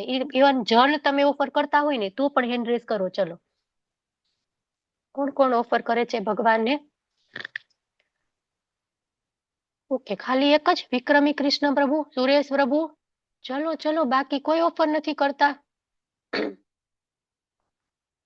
4 લોકો છે, હજી હેન્ડ રેઝ કરો. ચલો ચલો, કાંઈક કાંઈક તો ઓફર કરતા જ હોઈએ. તમે પાણી ઓફર કરતા હોય, ઓલું માખણ મિશ્રી અર્પણ કરતા હોય, દૂધ અર્પણ કરતા હોય, તુલસી પત્ર અર્પણ કરતા હોય, કાંઈક ને કાંઈક વસ્તુ ભગવાનને ઓફર કરતા હોય તો તમે હેન્ડ રેઝ કરો. ઓકે, આટલા લોકો જ ઓફર કરે છે. શશી માતાજી, શૈલેષ પ્રભુ, દીપ્તિ પરમાર માતાજી, ચંદ્રિકા માતાજી. ઓકે, ચંદ્રિકા માતાજી કર્યો. મુકેશ પ્રભુ, રેખા માતાજી, ધીરજ પ્રભુ, અલકા માતાજી. તમે લોકો ઓફર નથી કરતા ભગવાનને? કરવું જોઈએ. હા, ભગવાન આગળ કીધું ને કે જે પોતાની ઇન્દ્રિય તૃપ્તિ માટે ખાય છે એ શું છે? માત્ર પાપ છે, પાપ ખાય છે, એ ચોર છે. બરાબર, આપણને ભગવાન આગળ ચોર કીધા છે. જો તમે ભગવાનને ઓફર નહીં કરો અને પોતે ખાશો પોતાની ઇન્દ્રિય તૃપ્તિ માટે, તો આપણે ચોર છીએ. તો આપણે એવું ન કરવું જોઈએ. એટલીસ્ટ જો આપણને એમ થાય કે ડુંગળી લસણ વાળું, તો હું કઈ રીતના ભગવાનને ઓફર કરી શકું? ખૂબ સરસ. હા, 7-8 લોકો ઓફર કરે છે, ખૂબ સરસ. આપણને એમ થાય ડુંગળી લસણ વાળું હું કઈ રીતના ઓફર કરી શકું? ઠીક છે, ડુંગળી લસણ વગરનું જે છે એ તો તમે ઓફર કરી શકો ને. બરાબર, જેમ કે રોટલી અને ભાત હોય આપણે બનતું હોય તો ખાલી ગોળ ઘી થોડાક અને રોટલી એ રીતના ઓફર કરો. ચલો, એ અનુકૂળ નથી, થોડુંક ભાતમાં મિશ્રીને થોડીક ખાંડ ને થોડુંક ઘી ઉમેરીને એ ઓફર કરો, મીઠા ભાત. બરાબર, એ અનુકૂળ નથી. હાલો, તો તમે એક ખાલી પાણીનો ગ્લાસ ભગવાનને ઓફર કરો, એક થોડુંક દૂધ ઓફર કરો. બરાબર, તો એ રીતના ભગવાનને ઓફર કરવું જોઈએ. બરાબર, જ્યારે નેક્સ્ટ ક્લાસ હોય તો તમને કીર્તિમાન પ્રભુ પૂછશે કે કોણે હવે ઓફર કરવાનું ચાલુ કર્યું છે. બરાબર, તમે બધા જ ઓફર કરજો. નેક્સ્ટ કાલે ક્લાસ હોય ને, જે અનુકૂળતા હોય એ. કાંઈ નહીં, તમે ખાલી તુલસી પત્ર તો ઓફર કરી જ શકો ને. બરાબર, ભગવાન શું કહે છે કે ભક્તિ મને જોઈ છે, મને ભાવ જોઈ છે, તો આપણે એ ભાવથી ઓફર કરવાના. બરાબર, અનુકૂળતા છે નથી, કાંઈ વાંધો નહીં. બીજું કાંઈ ઓફર ન કરો. ગાયનું દૂધ પણ નથી આવતું કે અમે દૂધ ઓફર કરી શકીએ, કાંઈ નહીં, પાણી ઓફર કરો. પાણીની અનુકૂળતા નથી આવતી, ક્યારેક બદલાવાનો ગ્લાસ ભૂલાઈ જાય છે, ખાલી એક તુલસી પત્ર ઓફર કરો. તો કાલે કીર્તિમાન પ્રભુ પૂછશે તમને બધાને કોણ કોણ ઓફર કરે છે. બરાબર, તો મોસ્ટલી બધા જ લોકો હેન્ડ રેઝ થવા જોઈએ. તો આગળ જોઈએ, યત કરોષિ યજ્ઞાસી યજ્જુહોષિ દદાસી યસ તપસ્યસી કૌંતેય તદ કુરુષ્વ મદ અર્પણમ. હે કુંતી પુત્ર, તું યત કરોષિ, જે કઈ કરે છે, પછી શું છે, યજ્ઞાસી, જે કઈ ખાય છે, યજ્જુહોષિ, જે કઈ અર્પિત કરે છે, યત તપસ્યસી, દાન આપે છે, તપસ્યા કરે છે, તે સર્વ અને મને સમર્પણ કર. બરાબર. તો અહીંયા ભગવાન સાથે આપણું કનેક્શન બતાવેલું છે. બરાબર. આપણે ભગવાનની સેવામાં આ બધું જ લગાડશું તો આપણો ફાયદો થશે. બરાબર. ફાયદો તો એટલીસ્ટ આપણો જ થશે. જો ભગવાનને આપણે અર્પણ કરી અને પછી આપણે ખાઈને તો એ પ્રસાદ થઈ જાય. જ્યાં સુધી આપણે ભગવાનને અર્પણ નથી કરતા ત્યાં સુધી એ પાપ છે. બરાબર. એ ચોરી છે. પણ જ્યારે ભગવાનને અર્પણ કરી અને ભગવાન એના ઉપર દ્રષ્ટિપાત કરે તો એ છે એ પ્રસાદ થઈ જાય. પ્રસાદ એટલે શું? પ્રભુના સાક્ષાત દર્શન. બરાબર. અને ધીમે ધીમે એ પ્રસાદ ખાવાથી જ આપણામાં એ પ્યોરિટી આવે. એટલા માટે જે કઈ કરે છે, જે કઈ કર્મ કરી છે આપણે, એ ભગવાનને સેન્ટરમાં રાખીને કરવાના. પછી જે કઈ ખાય છે એ ભગવાનને ઓફર કરીને પછી ખાવાનું. પછી જે કઈ અર્પિત કરે છે અથવા દાન કરે છે, બરાબર, તો દાન કોના માટે કરવાનું? ભગવાનની સેવામાં કરવું જોઈએ. માણસો છે એ કેટલાય કેવા હોય, સામાજિક કાર્યો માટે દાન કરતા હોય. બરાબર. થાય કે મંદિર બનાવવા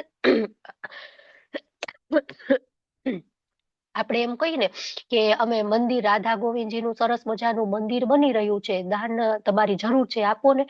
તો હવે ભગવાન તો બધે જ છે અને ભગવાનને ક્યાં દાનની જરૂર છે? બરાબર. તો ભગવાન બધે છે તો મંદિરમાં નથી ભગવાન? છે જ. બરાબર. આપણા મંદિર ઇવન છે એ ખાલી મંદિર જ નથી કે ત્યાં જઈને આપણે ભગવાનના દર્શન કરીને પાછા આવી રહી. ઇવન એ છે એ સ્પિરિચ્યુઅલ યુનિવર્સિટી છે. ત્યાં આ પ્રકારનું જ્ઞાન વહેંચવામાં આવે છે. હવે તો આપણી સરસ ગીતા કોલેજ પણ બની રહી છે કે જે આપણે અહીંયા ઓનલાઈન ભણીએ છીએ ત્યાં આપણે ઓફલાઈન જઈને પણ એ લાભ લઈ શકવાના છીએ. તો ભગવાનને માટે અર્પણ કરવું જોઈએ, ભગવાનને અર્પણ કરવું જોઈએ. પછી જે કઈ તપસ્યા કરે છે, બરાબર, 16 માળા કરીએ છીએ, 4 નિયમોનું પાલન કરીએ છીએ, યાત્રા કરીએ, એકાદશીના વ્રત કરીએ, તો એ બધું જ છે એ ભગવાન કહે છે કે મને સમર્પિત કરવું જોઈએ. બરાબર. ભાવ સાથે આપણે એવી જપ કરવાની કે આપણે કૃષ્ણને ખુશ કરવા માટે જપ કરીએ છીએ. માતાજી બધા રસોઈ બનાવતા હોય તો એમનો ભાવ પણ એવો હોવો જોઈએ કે મારે કૃષ્ણ માટે રસોઈ બનાવવાની છે, મારે સારામાં સારી રસોઈ બનાવવાની છે. એવું નહીં કે મારે મારા દીકરા માટે, મારે મારા પતિ માટે રસોઈ બનાવવાની છે. બરાબર. આપણે ક્યારેક એવું હોય કે ભાઈ આવતો હોય, હમણાં રક્ષાબંધન એવું આવે તો આમ કેટલી મસ્ત આપણે ખુશ થઈને બનાવીએ રસોઈ, મારા ભાઈ માટે રસોઈ બનાવી. અને રૂટીન ઠીક છે, હવે રોજ બનાવવાનું જ કામ હોય. બરાબર. તો એવી રીતના એટલા ઉત્સાહથી આપણે ભાઈ માટે એટલું સરસ રીતના બનાવી શકતા હોય તો ભગવાન માટે તો એનાથી પણ વધારે ખુશ થઈને અને આમ કહેવાય ને કે દિલથી રસોઈ બનાવવી જોઈએ કે વાહ, એમ મારા ભગવાનને મારે જમાડવાના છે. બડે સિમ્પલ આપણે બનાવીએ, દાળ ભાત શાક રોટલી, રૂટીન, પરોઠા શાક ચાવલ જે બનાવતા હોઈએ, પણ એટલે ભક્તિપૂર્વક, ભાવપૂર્વક બનાવવા જોઈએ. બરાબર. તો એ પણ ભગવાનને આપણે અર્પણ કરવાનું, ભગવાનને સેન્ટ્રલમાં રાખીને કરવાનું. અને જો આપણે એ માર્ક પણ તમે લોકોએ કર્યું હોય, જ્યારે આપણે આપણા માટે રસોઈ બનાવીને તો એટલી ટેસ્ટી ન બને, પણ જ્યારે બનાવીને ભગવાનને ભોગ લગાડીને પછી આપણે ખાઈને તો એટલી ટેસ્ટી લાગે ને એમ થાય કે વાહ, એમ. શરૂઆતમાં આપણે હોય ભગવાનને ભોગ લગાડી તો ચાખતા પણ ન હોય, પણ પછી તો એમ થાય ચાખ્યા વગર કઈ રીતના થાય, એમ મીઠે મોરે તીખે ખાટે ખારે ઓછું વધારે થઈ જતું હોય ને તો એક સમય એવો થાય કે પછી ગમે એટલી રસોઈ બનાવવાની હોય ચાખવાની જરૂર ન પડે, પરફેક્ટ જ હોય. ને આપણે SIDC મીટિંગમાં ગયા હતા, કીર્તિમાન પ્રભુ, શૈલેષ ભટ્ટ પ્રભુ, વિક્રમી પ્રભુ, બધા અમે સાથે હતા. કેટલા બધું રસોઈ બનતી હોય, એટલું બધું 40-50 લોકોની રસોઈ બનતી હોય ને એમને અઠે ગઠે મીઠું નાખી દઈએ, એમને માપ તો કોઈ નહીં, અમે કઈ પ્રોફેશનલ કુક તો બધા હતા નહીં. બરાબર. છતાં પણ આપણે જોઈએ ને એકદમ પરફેક્ટ જ હોય, જરાય મોરું ખારું હોય જ નહીં. બરાબર. એ ભગવાનને ઓફર થયું ને એટલે ભગવાન એમાં એ સ્વાદ આપે છે. એટલું સરસ બધી વસ્તુ સારી જ બને, કોઈ દિવસ એમ જ ન થાય. અને જે ન ભાવતું હોય ને, કદી કારેલાનું શાક કદી આપણે ન ખાધું હોય તો પણ એટલું ટેસ્ટી લાગે ને 2 વાર લઈને આપણે ખાઈએ. તો ભગવાન એ કહે છે કે મને અર્પણ કરો. તો જે લોકો હજી સુધી ભોગ નથી લગાડતા એ લોકો કાલથી અચૂક ભોગ લગાડ. આજે સન્ડે છે ને, કલ કરે શું આજ કર, બરાબર ને? આજથી જ ભોગ લગાડવાનું ચાલુ કરી દેજો. હવે આગળ આપણે જોઈએ શું છે. એ રીતે તું કર્મના બંધનમાંથી અને તેના શુભ અને અશુભ ફળમાંથી મુક્ત થઈ શકીશ. કઈ રીતના? ચિત્ત છે એ ભગવાનમાં લગાડીને, મન છે એ ભગવાનમાં લગાડીને. અને આ રીતે આગળના શ્લોકમાં આપણે જોયું ને એ રીતના. કઈ રીતે? તો કે યદ કરોશી યદ નાસી યદ જુહોશી દદાસી યસ યદ કરોશી યદ કરો તપસ્યસી તદ કુરુસ્વ મદ અર્પણમ. તું જે કંઈ પણ કરે છે એ બધું જ મને અર્પણ કરે. અને આ રીતના કરીને તું કર્મ બંધનમાંથી અને એ કર્મ બંધનના શુભ અને અશુભ ફળમાંથી મુક્ત થઈ જાય. જો પાપ કર્મ કરશું તો પણ આપણને એમ થાય તો આપણને સજા મળવાની છે, પણ પુણ્ય કર્મ કરશું તો પણ એનું બંધન થવાનું છે, બરાબર? તો એ બધામાંથી મુક્ત થવું હોય તો શું કરવાનું? બધું જ ભગવાનને અર્પણ કરવાનું.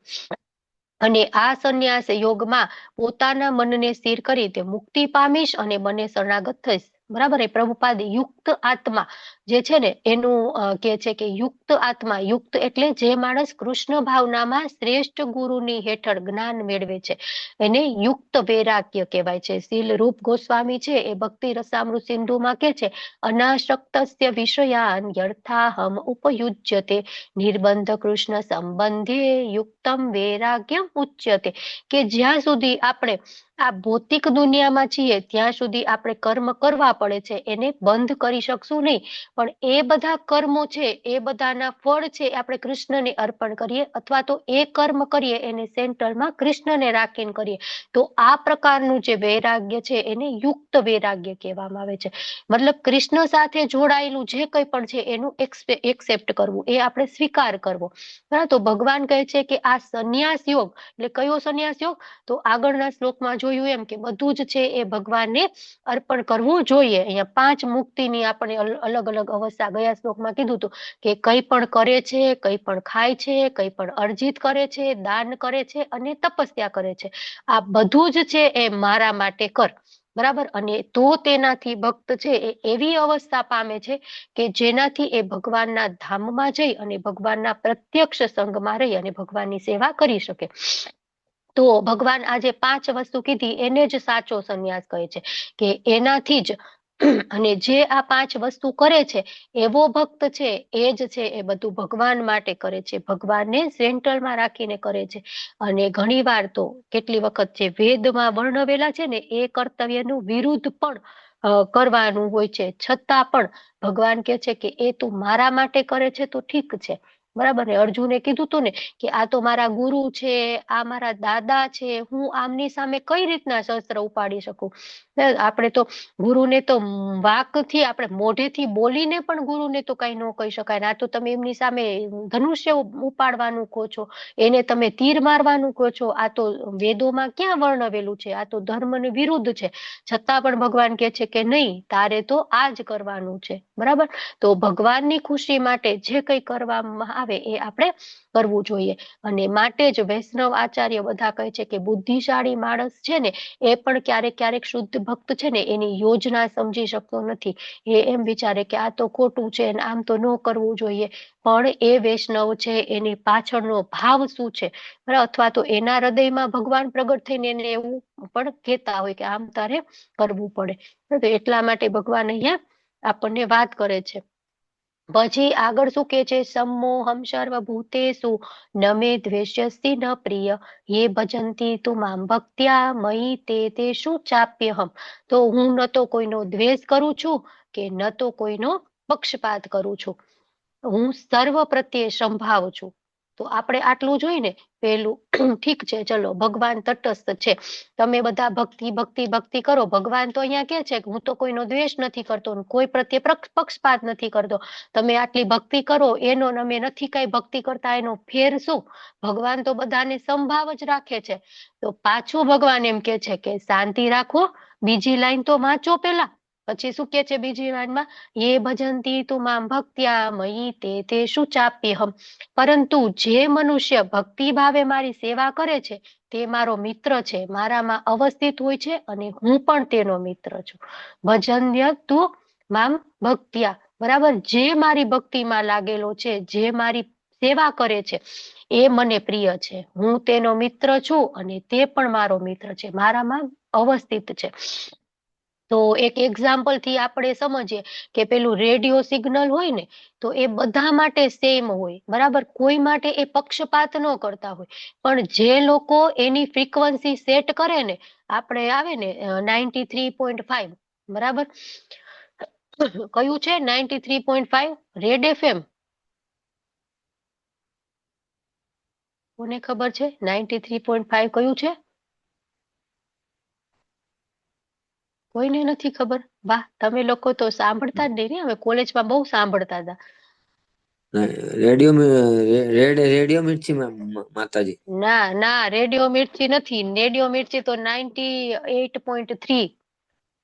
યાદ નથી, કોલેજમાં ભણતા ને ત્યારે બહુ સાંભળતા હતા. રેડ એફએમ કદાચ છે, ખબર નથી, જે હોય. ચલો, તો 93.5 એફએમ આપણે ટ્યુન કરીએ, બરાબર, તો એમાં સોંગ આવે, બરાબર. તો આપણે એમ કહી, આપણે ટ્યુન જ ન કરીએ અને પછી આપણે એમ કહી કે જો આને તો ગીત વાગે છે, મારે તો ગીત નથી વાગતા, આ રેડિયો વાળા તો પક્ષપાત કરે છે, બરાબર.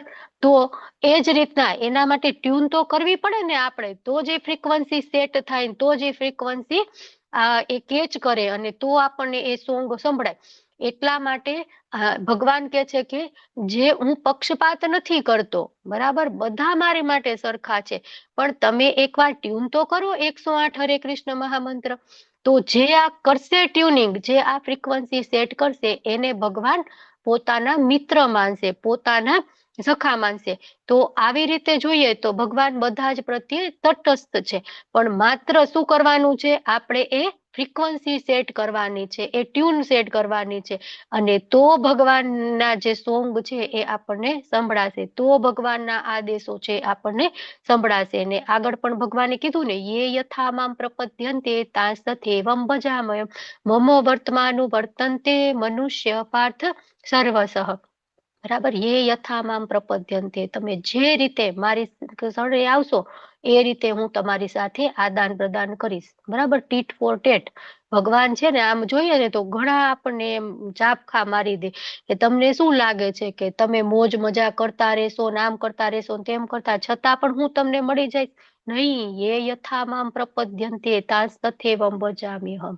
બરાબર, તમે જે રીતના મારી શરણાગતિ, ક્યારેક ક્યારેક એમ થાય સન્ડે છે ને, ભગવાનને પ્રણામ કરી લો, મંદિર જઈ આવો, પૂરું. પછી આખું અઠવાડિયું ભૌતિકતામાં ફૂલ ડૂબેલા.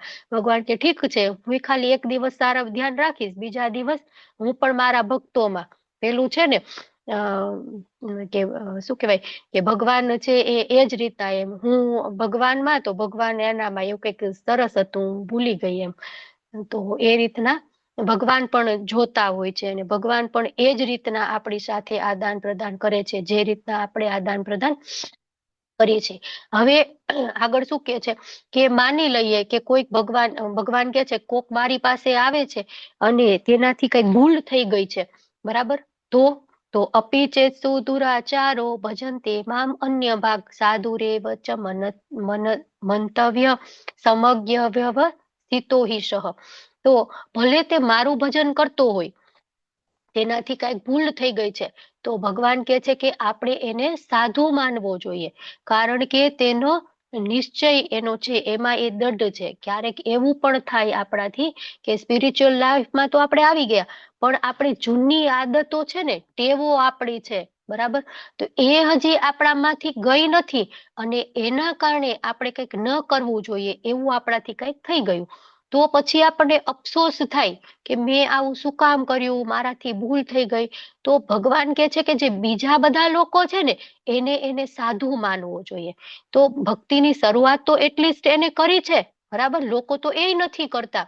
તો જૂની આદત એની હતી, એના કારણે થોડી ગડબડી થઈ ગઈ, તો આપણે એને બીજી વખત સુધારવાનો મોકો આપવો જોઈએ.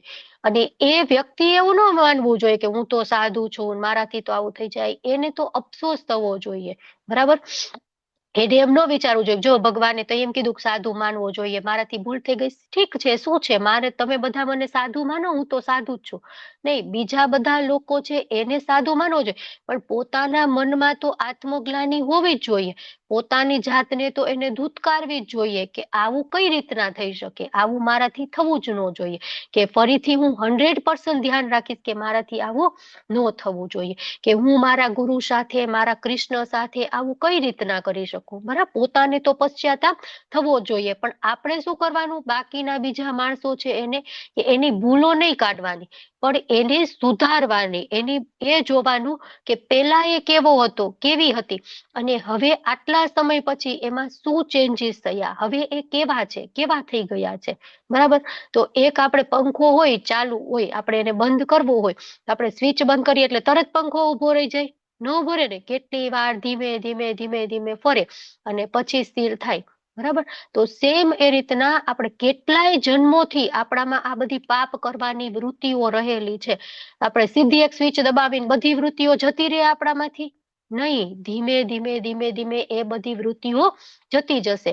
ધીમે ધીમે ખરાબ આદતો છે એ છૂટતી જશે અને સારી આદતો છે એ આવતી જશે. કોકમાં જલ્દી આ પ્રોસેસ થાય પ્યુરિફિકેશન, કોકમાં ધીમે ધીમે થાય. બરાબર, પણ આપણે છે એ ચંદ્રમાને જોઈએ તો આપણે ચંદ્રમાને શેના કારણે યાદ કરીએ? એમની ચાંદનીના કારણે. એવું વિચારીએ કે આ ચંદ્રમા તો જો આમાં કેટલા બધા ડાઘ છે, આ તો ગંદો છે, સારો નથી લાગતો. નહીં, આપણે એની સારી વસ્તુ જોઈ છે. અને એટલા માટે જ વૈષ્ણવો કેવા હોય? અદોષદર્શી. બરાબર, કોઈનામાં દોષ ન જોવે. બરાબર, જ્યારે પણ કોઈની સાથે મળવાનું થાય તો ઇવન આપણો દુશ્મન પણ હોય ને તો એનામાં એક તો એવો સારો ગુણ હોય જ કે જે આપણને ટચ કરતો હોય, જે આપણે મેન્શન કરતા હોય, જો આપણે જોતા હોય. બરાબર, તો એ રીતના આપણે માણસની સારી વસ્તુ છે એ જોવાની, ખરાબ વસ્તુ નહીં જોવાની. બરાબર, ક્યારેક બને એવું કે ખોટી સંગતના કારણે ખોટા નિર્ણયો આપણે થઈ જાય, ખોટી કઈક વાત છે એ થઈ જાય, પતિત થઈ જાય, થોડાક સમય માટે એવું થાય, પણ એને આપણે સુધારવાનો મોકો આપવાનો, એને આમ લાતો મારી અને વધુ ને વધુ નીચે નહીં પાડવાનો, એને હાથ આપી અને ઉઠાડવાનો, ચલો હું આ કરું છું, તું પણ મારી સાથે આ કર. બરાબર, તો એ રીતના આપણે જે કોઈ ભક્ત છે એનાથી ભૂલ થઈ ગઈ હોય તો એને સપોર્ટ કરવો જોઈએ. પછી શું છે કે તે તરત જ ધર્માત્મા બની જાય છે. હવે એને જ્ઞાની થઈ, આપણે એને સુધારવાનો મોકો આપ્યો તો શું થઈ ગયું કે એ તરત જ ધર્માત્મા બની જાય છે અને સ્થાયી શાંતિ પ્રાપ્ત કરે છે. હે કુંતી પુત્ર, નિર્ભય થઈ અને ઘોષણા કર કે મારા ભક્તનો કદાપી નાશ થતો નથી. તો કોણ તરત ધર્માત્મા બની જાય કે કોને શાંતિ પ્રાપ્ત કરે છે? તો જેનાથી ભૂલ થઈ ગઈ, જેને આપણે એક સુધારવાનો મોકો આપ્યો એ માણસ. બરાબર, તો આપણે પ્રાર્થના કરીએ કે જલ્દીથી ભગવાન એની ભૂલ સુધારો, જલ્દીથી એમને ભક્તિમાં લઈ આવો, અને આપણે બધા એમને ધર્માત્મા, તરત એનું હૃદય પરિવર્તન થઈ જાય અને જે ધર્માત્મા બની જાય અને સ્થાયી શાંતિ એ મેળવે છે. એવું કેટલી વાર થાય કે ભક્ત, આપણે એમ વિચારીએ કે ભક્ત થઈને આવી ભૂલ થાય? નહીં ચાલે, બિલકુલ નહીં ચાલે. બરાબર, આપણે એને કેટલી બધી સજા કરીને એવું બધું કરી તો એ ડિસ્ટર્બ થઈ જાય, બની શકે કે બધું મૂકીને જતા જ રહે. બરાબર, તો આપણે એવું નહીં કરવાનું, અને એ છે ધર્માત્મા બની જાય અને સ્થાયી શાંતિ પ્રાપ્ત થઈ જાય. અને નિર્ભય થઈ અને ઘોષણા કર કે ક્યારેય મારી ભક્તોનો નાશ નથી થતો, નમે ભક્ત્યા પ્રણશ્યતિ. હવે ભગવાન અર્જુનને કેમ અહીંયા એમ કે છે કે તું ઘોષણા કરી દે? ભગવાન પોતે ઘોષણા ન કરી શકે, પણ ભગવાન ક્યારેક ક્યારેક પોતાના વચનો તોડી દે છે. બરાબર, ક્યારે તોડ્યું તું ભગવાને પોતાનું વચન? ચલો હેન્ડ રેસ કરીને કયો મને. હરે કૃષ્ણ, ભગવાને પોતાનું વચન ક્યારે તોડી દીધું તું?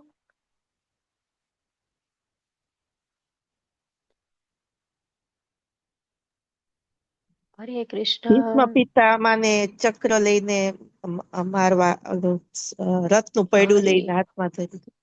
હરી બોલ, હરી બોલ, ખૂબ સરસ. તો ભીષ્મ પિતામહ માટે, બરાબર ને, ભગવાન એમ કીધું હતું કે હું કોઈ પણ પ્રકારના શસ્ત્ર ઉઠાવીશ નહીં. છતાં પણ જયારે ભીષ્મ પિતામહ અર્જુન ઉપર ધડાધડ બાણની વર્ષા કરવા માંડ્યા ને તો ભગવાન ખૂબ ગુસ્સે થઈ ગયા કે આજે તો ભીષ્મ પિતામહનું પૂરું આવી બન્યું, છેલ્લો જ દિવસ એમનો. એમ કરીને બરડું લઈ અને ભગવાન એમની તરફ ઘસી ગયા હતા. બરાબર, તો ભક્તોની રક્ષા માટે, ભક્તોના રક્ષા માટે કેટલી વખત ભગવાન છે એ પોતાનું પ્રણ વચન છે એ તોડી પણ પણ પાળે છે, બરાબર. પણ ભક્તનું વચન છે, ભક્તે કીધું હોય તો ભગવાન એની અવશ્ય લાજ રાખે છે. ભગવાન ક્યારેય એવું નથી કરતા કે ભગવાનનો ભક્ત છે એ ખોટું પાડે. તો એટલા માટે ભગવાન અર્જુનને કહે છે કે હે કુંતી પુત્ર, નિર્ભય થઈ અને તું ઘોષણા કરી દે કે મારા ભક્તોનો કદાપી વિનાશ થતો નથી. ક્યારેય કદાચ એવું બને કે મારા વચનને હું તોડી પાડું, પણ તે કીધું છે ને તો અવશ્ય હું એનું પાલન કરીશ. અને એટલા માટે જ ક્યારેય પણ ભક્તોનો વિનાશ થતો નથી, બરાબર. ભગવાન નહીં, પણ ભગવાન દ્વારા ભગવાનના ભક્તે કીધું છે. એટલા માટે આપણે ગાંઠ બાંધી લેવી જોઈએ કે ક્યારેય આપણો નાશ નહીં થાય. મતલબ આપણે અમર થઈ ગયા ભક્તિ કરીએ છીએ તો નહીં, આપણે તો મૃત્યુ થઈ અને ભગવાનના ધામમાં જવાનું જ છે. અને કદાચ આપણામાં એટલી પ્યોરિટી નહીં હોય, આપણી એટલી સુકૃતિ નહીં હોય કે આપણે ભગવાનના ધામમાં જઈએ, તો ફરીથી અહીંયા આવશું ને તો આપણી ભક્તિ છે અહીંથી નહીંથી ચાલુ થશે. સૂચિ નામ શ્રીમતા ગેહે, હે ને 6ઠ્ઠા અધ્યાયમાં આપણે જોયું ને, કાં તો આપણે સારા કુટુંબમાં ભક્તોના ઘરમાં જન્મ લેશું, અથવા તો આપણી ભક્તિ છે એ ત્યાંથી ને ત્યાંથી આપણે 5% ભક્તિ કરી છે તો વળી 5% થી જ ચાલુ થશે, બરાબર. તો એ રીતના આપણે ભક્તોનો નાશ એ રીતના નથી થતો, ભક્તિનો નાશ નથી થતો. આગળ આપણે જોઈએ કે હે પાર્થ, જે મનુષ્યો મારું શરણ ગ્રહણ કરે છે તેઓ ભલે નિમ્ન યોનિમાં જન્મેલા સ્ત્રીઓ, વેશ્યો અને શુદ્ર હોય તો પણ તેઓ પરમ ગતિ પ્રાપ્ત કરે છે. ભગવાન કહે છે કે મારા ધામમાં જાતપાતનો કોઈ ભેદભાવ નથી. ભક્તિમાં આપણે હોય ને તો એમાં કોઈ પણ જાતપાતનો ભેદભાવ ન હોય, ઊંચી જાતિ નીચી જાતિ, બરાબર. અહીંયા શું કીધું છે? સ્ત્રીઓ, બરાબર. તો સ્ત્રીઓ છે એ તપસ્યા નથી કરતી. કેટલી વખત એવું હોય કે સ્ત્રીઓ છે ખાલી એના પતિને સપોર્ટ કરે ને, ઘર સાચવે, તો એટલા માટે કીધું છે કે પતિ છે એ ભક્તિ કરે ને તો એના 50% છે એની પત્નીને મળી જાય, બરાબર. તો આપણે તો બધી લેડીઝ ખુશ થઈ ગયા, વાહ આપણે તો કાંઈ નહીં કરવાનું, આપણે પતિ કરે ને આપણે આવી ગયું, બરાબર. ને મારા પ્રભુજી જે કઈ ભક્તિ કરશે એનું 50% મને મળી ગયું. હા, પણ આપણાથી થાય એમ છે તો આપણે કરવું જોઈએ. પણ આ એ સમયની વાત છે જ્યારે સ્ત્રીઓ છે એના માટે આમ નહીં કરવાનું, તેમ નહીં કરવાનું, એવું બધું હતું. અને જે સ્ત્રીઓ છે એ કાંઈ કરતી જ નથી, જેને જ્ઞાન નથી, બરાબર. તો અહીંયા એની વાત કરે છે. પણ મહાન આધ્યાત્મિક આપણે જોઈએ ને તો કેટલા બધા સંતો પણ, મહિલાઓ સંત પણ થઈ ગઈ. આપણી જ પરંપરામાં જાનવા માતાજી, નિત્યાનંદ પ્રભુના પત્ની, બરાબર, એક ગુરુ હતા. અને નિત્યાનંદ પ્રભુ પછી એમને ખૂબ જ પ્રચાર પ્રસાર આપણો જે ગૌડીય વૈષ્ણવ જે આપણી ફિલોસોફી છે એનો કર્યો હતો. પછી મીરાબાઈ, સકુબાઈ, પાંચાલી, દ્રૌપદીજી સ્વયં પોતે, બરાબર, કેટલા ભગવાનના મહાન ભક્તો હતા. તો મહિલાઓ પણ ભક્તિ કરી શકે છે. પછી આપણે એમ થાય ને કે મહિલાઓ તો બહુ આમ હોય ને તેમ હોય, પણ મહિલાઓ ખૂબ બુદ્ધિશાળી હોય છે. અને એટલા માટે જોઈને તો અત્યારે આપણે આ જેટલા પાર્ટિસિપેટ છે ને એમાં મોસ્ટલી માતાજીઓ જ છે. કાલ આપણે સરસ મજાની પેલી હતી કીર્તન રિટ્રીટ આપણા મંદિર તરફથી, તો એમાં પણ પાર્ટિસિપેટ કરવા વાળી મોસ્ટલી મહિલાઓ જ હતી, માતાજીઓ જ હતી, બરાબર. અને સરસ મજાનો પ્રોગ્રામ થયો. દર શનિવારે હોય છે એ રીતના. તો તમે લોકો પણ પોસિબલ હોય તો એમાં આવજો. આપણા ગુજરાતીઓ પણ સરસ મજાનું પાર્ટિસિપેટ, બધી જ લેંગ્વેજમાં સરસ મજાનું પાર્ટિસિપેશન થયું હતું અને ખૂબ જ સરસ પ્રોગ્રામ હતો. તો એમાં પણ પાર્ટિસિપેટ કરવા વાળી મહિલાઓ જ હતી, બરાબર. તો મહિલાઓ ખૂબ બુદ્ધિશાળી હોય છે. મહિલાઓનો આઈક્યુ ની સાથે ઈક્યુ જે હોય ને, ઇમોશનલ, એ પણ સારો હોય છે. અને એટલા માટે જલ્દીથી મહિલાઓ છે એ ભગવાનને ભગવાન માની લે છે અને શરણાગતિ સ્વીકાર કરી લે છે. પછી વેશ્યો, તો વેશ્યોની વાત શું કરી છે કે વેશ્યો ખૂબ જ બિઝી હોય છે, કેમ કે એનો બિઝનેસ એટલો હોય છે. હંમેશા એના મગજમાં મારો વેપાર હું કઈ રીતના વિકસાવું, કેમ આમ કરું તેમ કરું, આખો દિવસ એ જ વિચારમાં પડેલા હોય કે એના માટે ભક્તિ કરવી ખૂબ જ અઘરી હોય છે. છતાં પણ કે છે કે એ લોકો પણ ભક્તિ કરી અને મારા ધામને પ્રાપ્ત કરી શકે છે. પછી શૂદ્રો, શ્રમિકો કે જે મજૂરીમાં લાગેલા હોય છે, તો એ લોકો પણ ભક્તિ એના માટે કરવી પણ અઘરી હોય, કેમ કે એ તો દાસ હોય ને, તો દાસ હોય એને શું કરવાનું હોય, એના માલિક જે કે એ કરવાનું હોય. એમ કે નહીં મારે તો ત્યાં 16 માળા કર્યું, માલિક એમ કે મૂકી દે, આમ કરી લે, બરાબર, તો એને એ કરવું પડે, બરાબર. તો એ લોકો પણ સારી રીતના ભક્તિ ન કરી શકે, પણ ભગવાન અહીંયા કે છે કે જો એવા લોકો પણ મારું શરણ ગ્રહણ કરશે ને તો એ પરમ ગતિને પ્રાપ્ત થશે, એ મને પામશે. પરમ ગતિ કઈ છે? ગોલોક વૃંદાવન ધામમાં જવાનું, બરાબર. તો આ તો ક્યાં આપણે આ તો જોઈ ને કે સ્ત્રીઓ, વૈશ્ય, શૂદ્ર એની વાત કરી, તો એ જ્યાં સુધી આપણે શરીરના લેવલ ઉપર વિચારીએ ત્યાં સુધી, બરાબર. અલ્ટિમેટલી તો બધાના અંદર શું છે? આત્મા, બરાબર. સ્ત્રી લઈ લો, વૈશ્ય લઈ લો, શૂદ્ર લઈ લો, કોઈ પણ યોનિમાં જન્મેલા કોઈ પણ માણસ લઈ લો, બરાબર. તો અંદર તો આત્મા છે ને, અને આત્માનો સ્વભાવ શું છે? આધ્યાત્મ, બરાબર. તો એ આધ્યાત્મ જ્યારે આત્માને મળશે ત્યારે આત્માની પરમ ગતિ થશે, ભગવાનના ધામ ગોલોક વૃંદાવન ધામમાં ગતિ થશે. તો આગળ શું કે છે? કિમ પુનઃ બ્રાહ્મણા પુણ્ય ભક્ત્યા રાજસયસ તથા અનિત્યમ સુખમ લોકમ ઈમમ પ્રાપ્ય ભજસ્વ મામ. તો પછી ધર્માત્મા બ્રાહ્મણો, ભક્તો અને રાજર્ષિ વિશે તો શું હોઈ શકે? કહેવાનું જ શું? માટે આ ક્ષણિક દુઃખમય જગતમાં જન્મીને મારી પ્રેમમય સેવામાં પોતાને પરોવી દે. મતલબ કે સ્ત્રીઓ, વૈશ્ય, શૂદ્ર એ બધા ભક્તિ કરી અને મારા ધામમાં પહોંચી શકે, બરાબર. કે જેના માટે ભક્તિ કરવી ખૂબ જ કઠિન હતી, કઠિન છે, એ લોકો નથી કરી શકતા, તો પણ એ મારા ધામમાં પહોંચી શકે. તો ધર્માત્મા બ્રાહ્મણો, ભક્તો અને રાજશ્રીઓ એ વિશે તો કહેવાનું જ શું, બરાબર. કેમ કે એ તો બાય બોર્ન એનામાં ભક્તિ રહેલી છે, એને શાસ્ત્રોનું જ્ઞાન રહેલું છે, બધું છે, એમને આજુબાજુનું વાતાવરણ એવું છે કે એ ભક્તિ કરી શકે, બરાબર. તો આ જગતમાં પ્રભુપાદ સમજાવે છે કે આ જગતમાં લોકોના અનેક વર્ગીકરણો છે, અને દુનિયા આખી આ છે એ કોઈ માટે સુખમય નથી. અહીંયા આ ભગવાન ક્લિયર કરે છે કે અનિત્યમ સુખમ, બરાબર. અહીંયા અનિત્ય દુઃખમય જગત છે. અહીંયા પેલા શું કીધું? દુઃખાલયમ અશાશ્વતમ, અને અહીંયા શું કે છે? અનિત્યમ સુખમ. અહીંયા જે સુખ છે એ અનિત્ય છે, નિત્ય નથી. અત્યારે આપણને એમ થાય કે સુખ છે, થોડોક સમય થાય એટલે એ જ સુખ વળી આપણા માટે દુઃખ થઈ જાય, અથવા તો દુઃખનું કારણ બની જાય, બરાબર. તો આ બધા જે દુઃખાલયમ અશાશ્વતમ આવું જગત છે એમાં જન્મી અને મારી પ્રેમમય સેવામાં પોતાને પરોવી દો, બરાબર. આ જગત છે એ રહેવા માટે લાયક નથી, આ દુઃખાલયમ છે, આ અશાશ્વતમ છે, અહીંયા અનિત્યમ સુખ છે, સુખ પણ નિત્ય નથી, બરાબર. ક્ષણભંગુર છે. છતાં પણ આપણે શું માનીએ? વાહ વાહ, તો કેટલી મોજ મજા છે. ક્યારેક તમે ભગવાન આવો તો ખરા, ફર્સ્ટ ડે ફર્સ્ટ શો માં આપણે જોવા જઈએ મૂવી, ક્યારેક આપણે સરસ મજાના રેસ્ટોરન્ટમાં જમવા જઈએ, ક્યારેક આપણે શિમલા મનાલી ફરવા જઈએ, દીવ ગોવા જઈએ. શું તમે કયો છો અહીંયા મજા નથી? અહીંયા તો મજા છે, પણ આ કેવી છે? ક્ષણભંગુર છે, બરાબર. તો અર્જુનજીનો જન્મ અહીંયા કે છે ધર્માત્મા બ્રાહ્મણો, ભક્તો અને રાજર્ષિઓ એ છે એના વિશે તો કેવું છું, તો અર્જુનજીનો જન્મ છે એ રાજસી પરિવારમાં થયેલો છે, અને એટલે કે છે કે તને પણ મારી આવી સેવા કરી અને ભગવત ધામ પ્રાપ્ત થવાનો મોકો મળ્યો છે, તો તું આ મોકો જવા ન દે, બરાબર. એટલા માટે જ ભગવાન અહીંયા કે છે કે પ્રેમમય સેવામાં પોતાને પરોવી દે. આગળ આપણે જોઈએ તો મન્મના ભવ મદભક્તો મધ્યાજી મામ નમસ્કુરુ મા બે વેશ્યસી યુક્તેવ આત્મા આત્મા નમત પરાયણમ.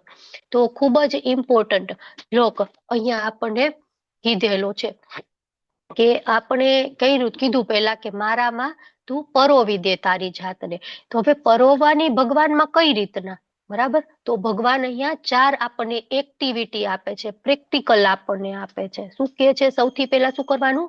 મન લગાડો, મન મના ભવ, બરાબર. મન લગાડો, ચિંતન કરો. તો આપણે શું કહીએ? અરે ભગવાન, મારું મન તો ક્યાં લગેલું છે, ક્યાંય લાગેલું છે, કેટલી બધી જગ્યામાં. હવે તમારામાંથી ક્યાંથી લગાડો? તમારા સિવાય તમે જ્યાં કહેશો ને ત્યાં બધે હું મારું મન લગાડી દઈશ, પણ માત્ર ને માત્ર તમારામાં જ મન નથી લાગતું. મૂવીમાં, મોબાઈલમાં, રીલમાં, ગોસિપમાં, શોપિંગમાં, કુકિંગમાં, ખાવામાં, ફરવામાં, બધે લગાડી દઈશ, પણ ભગવાન તમારામાં મન નથી લાગતું. એના સિવાય બીજું કઈક કયો ને. ભગવાન કે ઠીક છે, ચલો મદ ભક્તો, મારો ભક્ત બની જા, બરાબર. તો ભક્ત બનીશ તો પછી તો તારું મન લાગશે ને. પેલા ભક્ત બન મીન્સ કે ઇન્દ્રિયોને મારામાં લગાડ, બરાબર, ભોગ લગાડ, જપ કર, સેવા કર, ધીમે ધીમે આમ કરી અને મન મારામાં લગાડ. આપણે શું કહી, ભગવાન મારાથી આ પણ નહીં થાય. તો આપણે કહીએ ને, ભગવાન હવે આ તો કેટલું અઘરું છે, મારે ઓફિસ જવાનો ટાઈમ હોય, રસોઈ બનાવવી, ભોગ લગાડવી, નહીં મેળ આવે, જપ કરવો નહીં. હવે આ એક માળા કરવામાં 7-8 મિનિટ 9 મિનિટ થઈ જાય, કેમ કરીને હું કરી શકું? હું તો નહીં કરી શકું. સેવા કર નહીં, ભગવાનને શ્રૃંગાર કરવો ને કેટલું બધું અઘરું છે તમારું, નહીં થાય. ભગવાન આ બધું મારાથી કાંઈ નહીં થાય. ભગવાન આ મારાથી નહીં થાય. તમને છોડી અને હું ગમે એનો ભક્ત બની જાઉં, પણ ભગવાન તમારો ભક્ત નહીં બનો. મોદીનો ભક્ત બની જાવ, રાહુલનો ભક્ત બની જાવ, અમિતાભ બચ્ચનનો ભક્ત બની જાવ, સચિનનો ભક્ત, ક્રિકેટનો ભક્ત બની જાવ, બધું થઈ શકશે ભગવાન, પણ મારાથી આ થઈ શકશે નહીં. ભગવાન કે ઓકે, તો તું મારી પૂજા કરી શકીશ? તો આપણે શું કહીએ, પૂજા કરવાની કે 2 ટાઈમ ધૂપ, અગરબત્તી, દીવો એ બધું લેવા જાવું ને એ બધું ટાઈમ ટુ ટાઈમ કરવું? ભગવાન મારાથી તો આ નહીં થાય, બહુ અઘરી તમે વાત કરી. તો ભગવાન શું કે, અચ્છા ઠીક છે, ચલ હજી તારાથી એ નથી થતું ને, હજી હું તને ઈઝીમાં ઈઝી વે આપું. શું? તો કે તું મને નમસ્કાર તો કરી શકીશ ને? 2 હાથ જોડી અને મસ્તક નમાવી નમસ્કાર. તો આપણે શું કહીએ, ભગવાન રહેવા દો ને પ્લીઝ, હવે એ મારાથી નથી થતું. તો ભગવાન શું કે પછી, મારે કે નહીં ભગવાન પછી, ભગવાન કે તારા માટે હું મારા આટલા નીચા સ્ટાન્ડર્ડ લઈ આવ્યો, છતાં પણ તું આ નથી કરી શકતો. આપણે તો એ નથી કરી શકતા. આપણે કાલ વાત કરી હતી ને, હું મંગળા આરતીમાં આવું ને તો રસ્તામાં એક મંદિર છે, લોકો સ્કૂટર લઈને જતા હોય ને, બાઇક લઈને, તો ત્યાં ખાલી હોર્ન વગાડે, ટી ટી ટી ટી, બસ જતા રહે. અલે નમસ્કાર તો કરો તમે. ભગવાન કેટલું સ્ટાન્ડર્ડ લો કરે છે. હે મન મના ભવ મદ ભક્તો મધ્યાજી મામ નમસ્કારો. મન લગાડ, આપણે કઈ મન નથી લાગતું, મારો ભક્ત બન. ઇન્દ્રિયો લગાડ, આપણે કઈ ઈ નથી લાગતું, કે મને મારી પૂજા કર, ભલે ઇન્દ્રિય નો લાગે, મન નો લાગે, એમ કરતા તારી સુકૃતિ જમા થશે ને તું મારો ભક્ત બને. એ નથી થતું, નમસ્કાર તો કર. નહીં, એ નથી થતું. ભગવાન વાળા ભગવાન કે હટ નાલાયક, જા, તું મનુષ્ય બનવાને યોગ્ય જ નથી. બરાબર ને, એવું કે ને.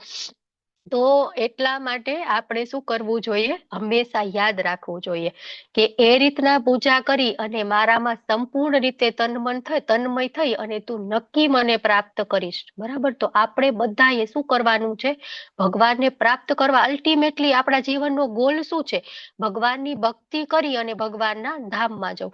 તો ભગવાન અહીંયા એના માટે 4 એક્ટિવિટી આપેલી છે કે આટલું કર, તો આપણે એટલું કરવું જ જોઈએ. બરાબર, આપણે બધા કરીએ જ છીએ, તમે લોકો પણ કરો છો, મને ખબર છે. અને એટલા માટે જ આટલા અધ્યાય સુધી તમે અહીંયા જોડાયેલા છો. બરાબર, એટલા માટે જ આટલી વહેલી સવારે સન્ડે ના દિવસે પણ તમે અહીંયા આવીને મને સાંભળો છો.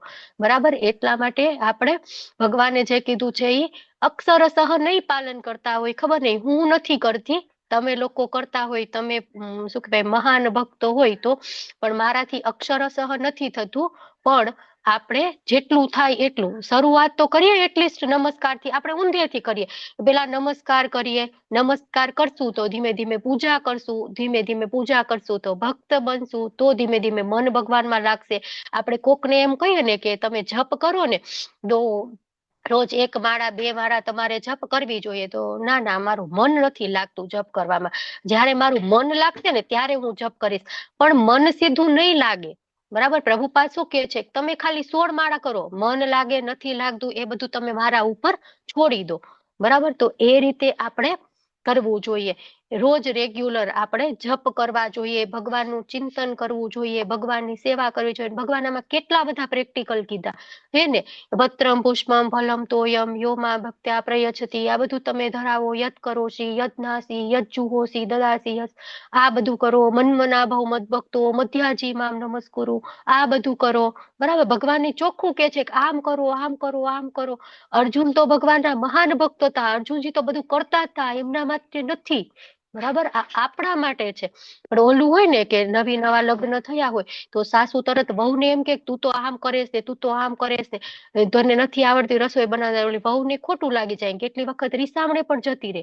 તો એ શું કરે, એની દીકરીને કે તે આજ મોરું શાક બનાવ્યું છે, તે પણ શાક તો એને બનાવ્યું જ નથી, પણ આને કહીને આને સંભળાવવાની વાત છે. બરાબર, તો ભગવાન એટલા માટે અર્જુનજીને કે છે બધું, પણ અર્જુનજી માટે નથી, એકચ્યુઅલી આ આપણા માટે છે. તો ખૂબ સરસ, તમે બધાએ મને ખૂબ શાંતિપૂર્વક સાંભળી તમારો બધાનો ખૂબ ખૂબ આભાર. વાંછા કલ્પતરુભ્યશ્ચ કૃપા સિંધુભ્યૈવ ચ પતિતાનાં પાવનેભ્યો વૈષ્ણવેભ્યો નમો અનંત કોટિ વૈષ્ણવ વૃંદ કી જય. શીલ પ્રભુપાદ કી જય. ગુરુ મહારાજ કી જય. હરે કૃષ્ણ કૃષ્ણ કૃષ્ણ હરે હરે હરે રામ રામ રામ હરે હરે. હરે કૃષ્ણ સર્વેને. કાંઈક કોઈને ખોટું લાગ્યું હોય તો સોરી, દંડવત પ્રણામ. કાંઈક બોલાઈ ગયું હોય એવું તો તમે બધા પરમ વૈષ્ણવો છો, માફ કરી દેજો.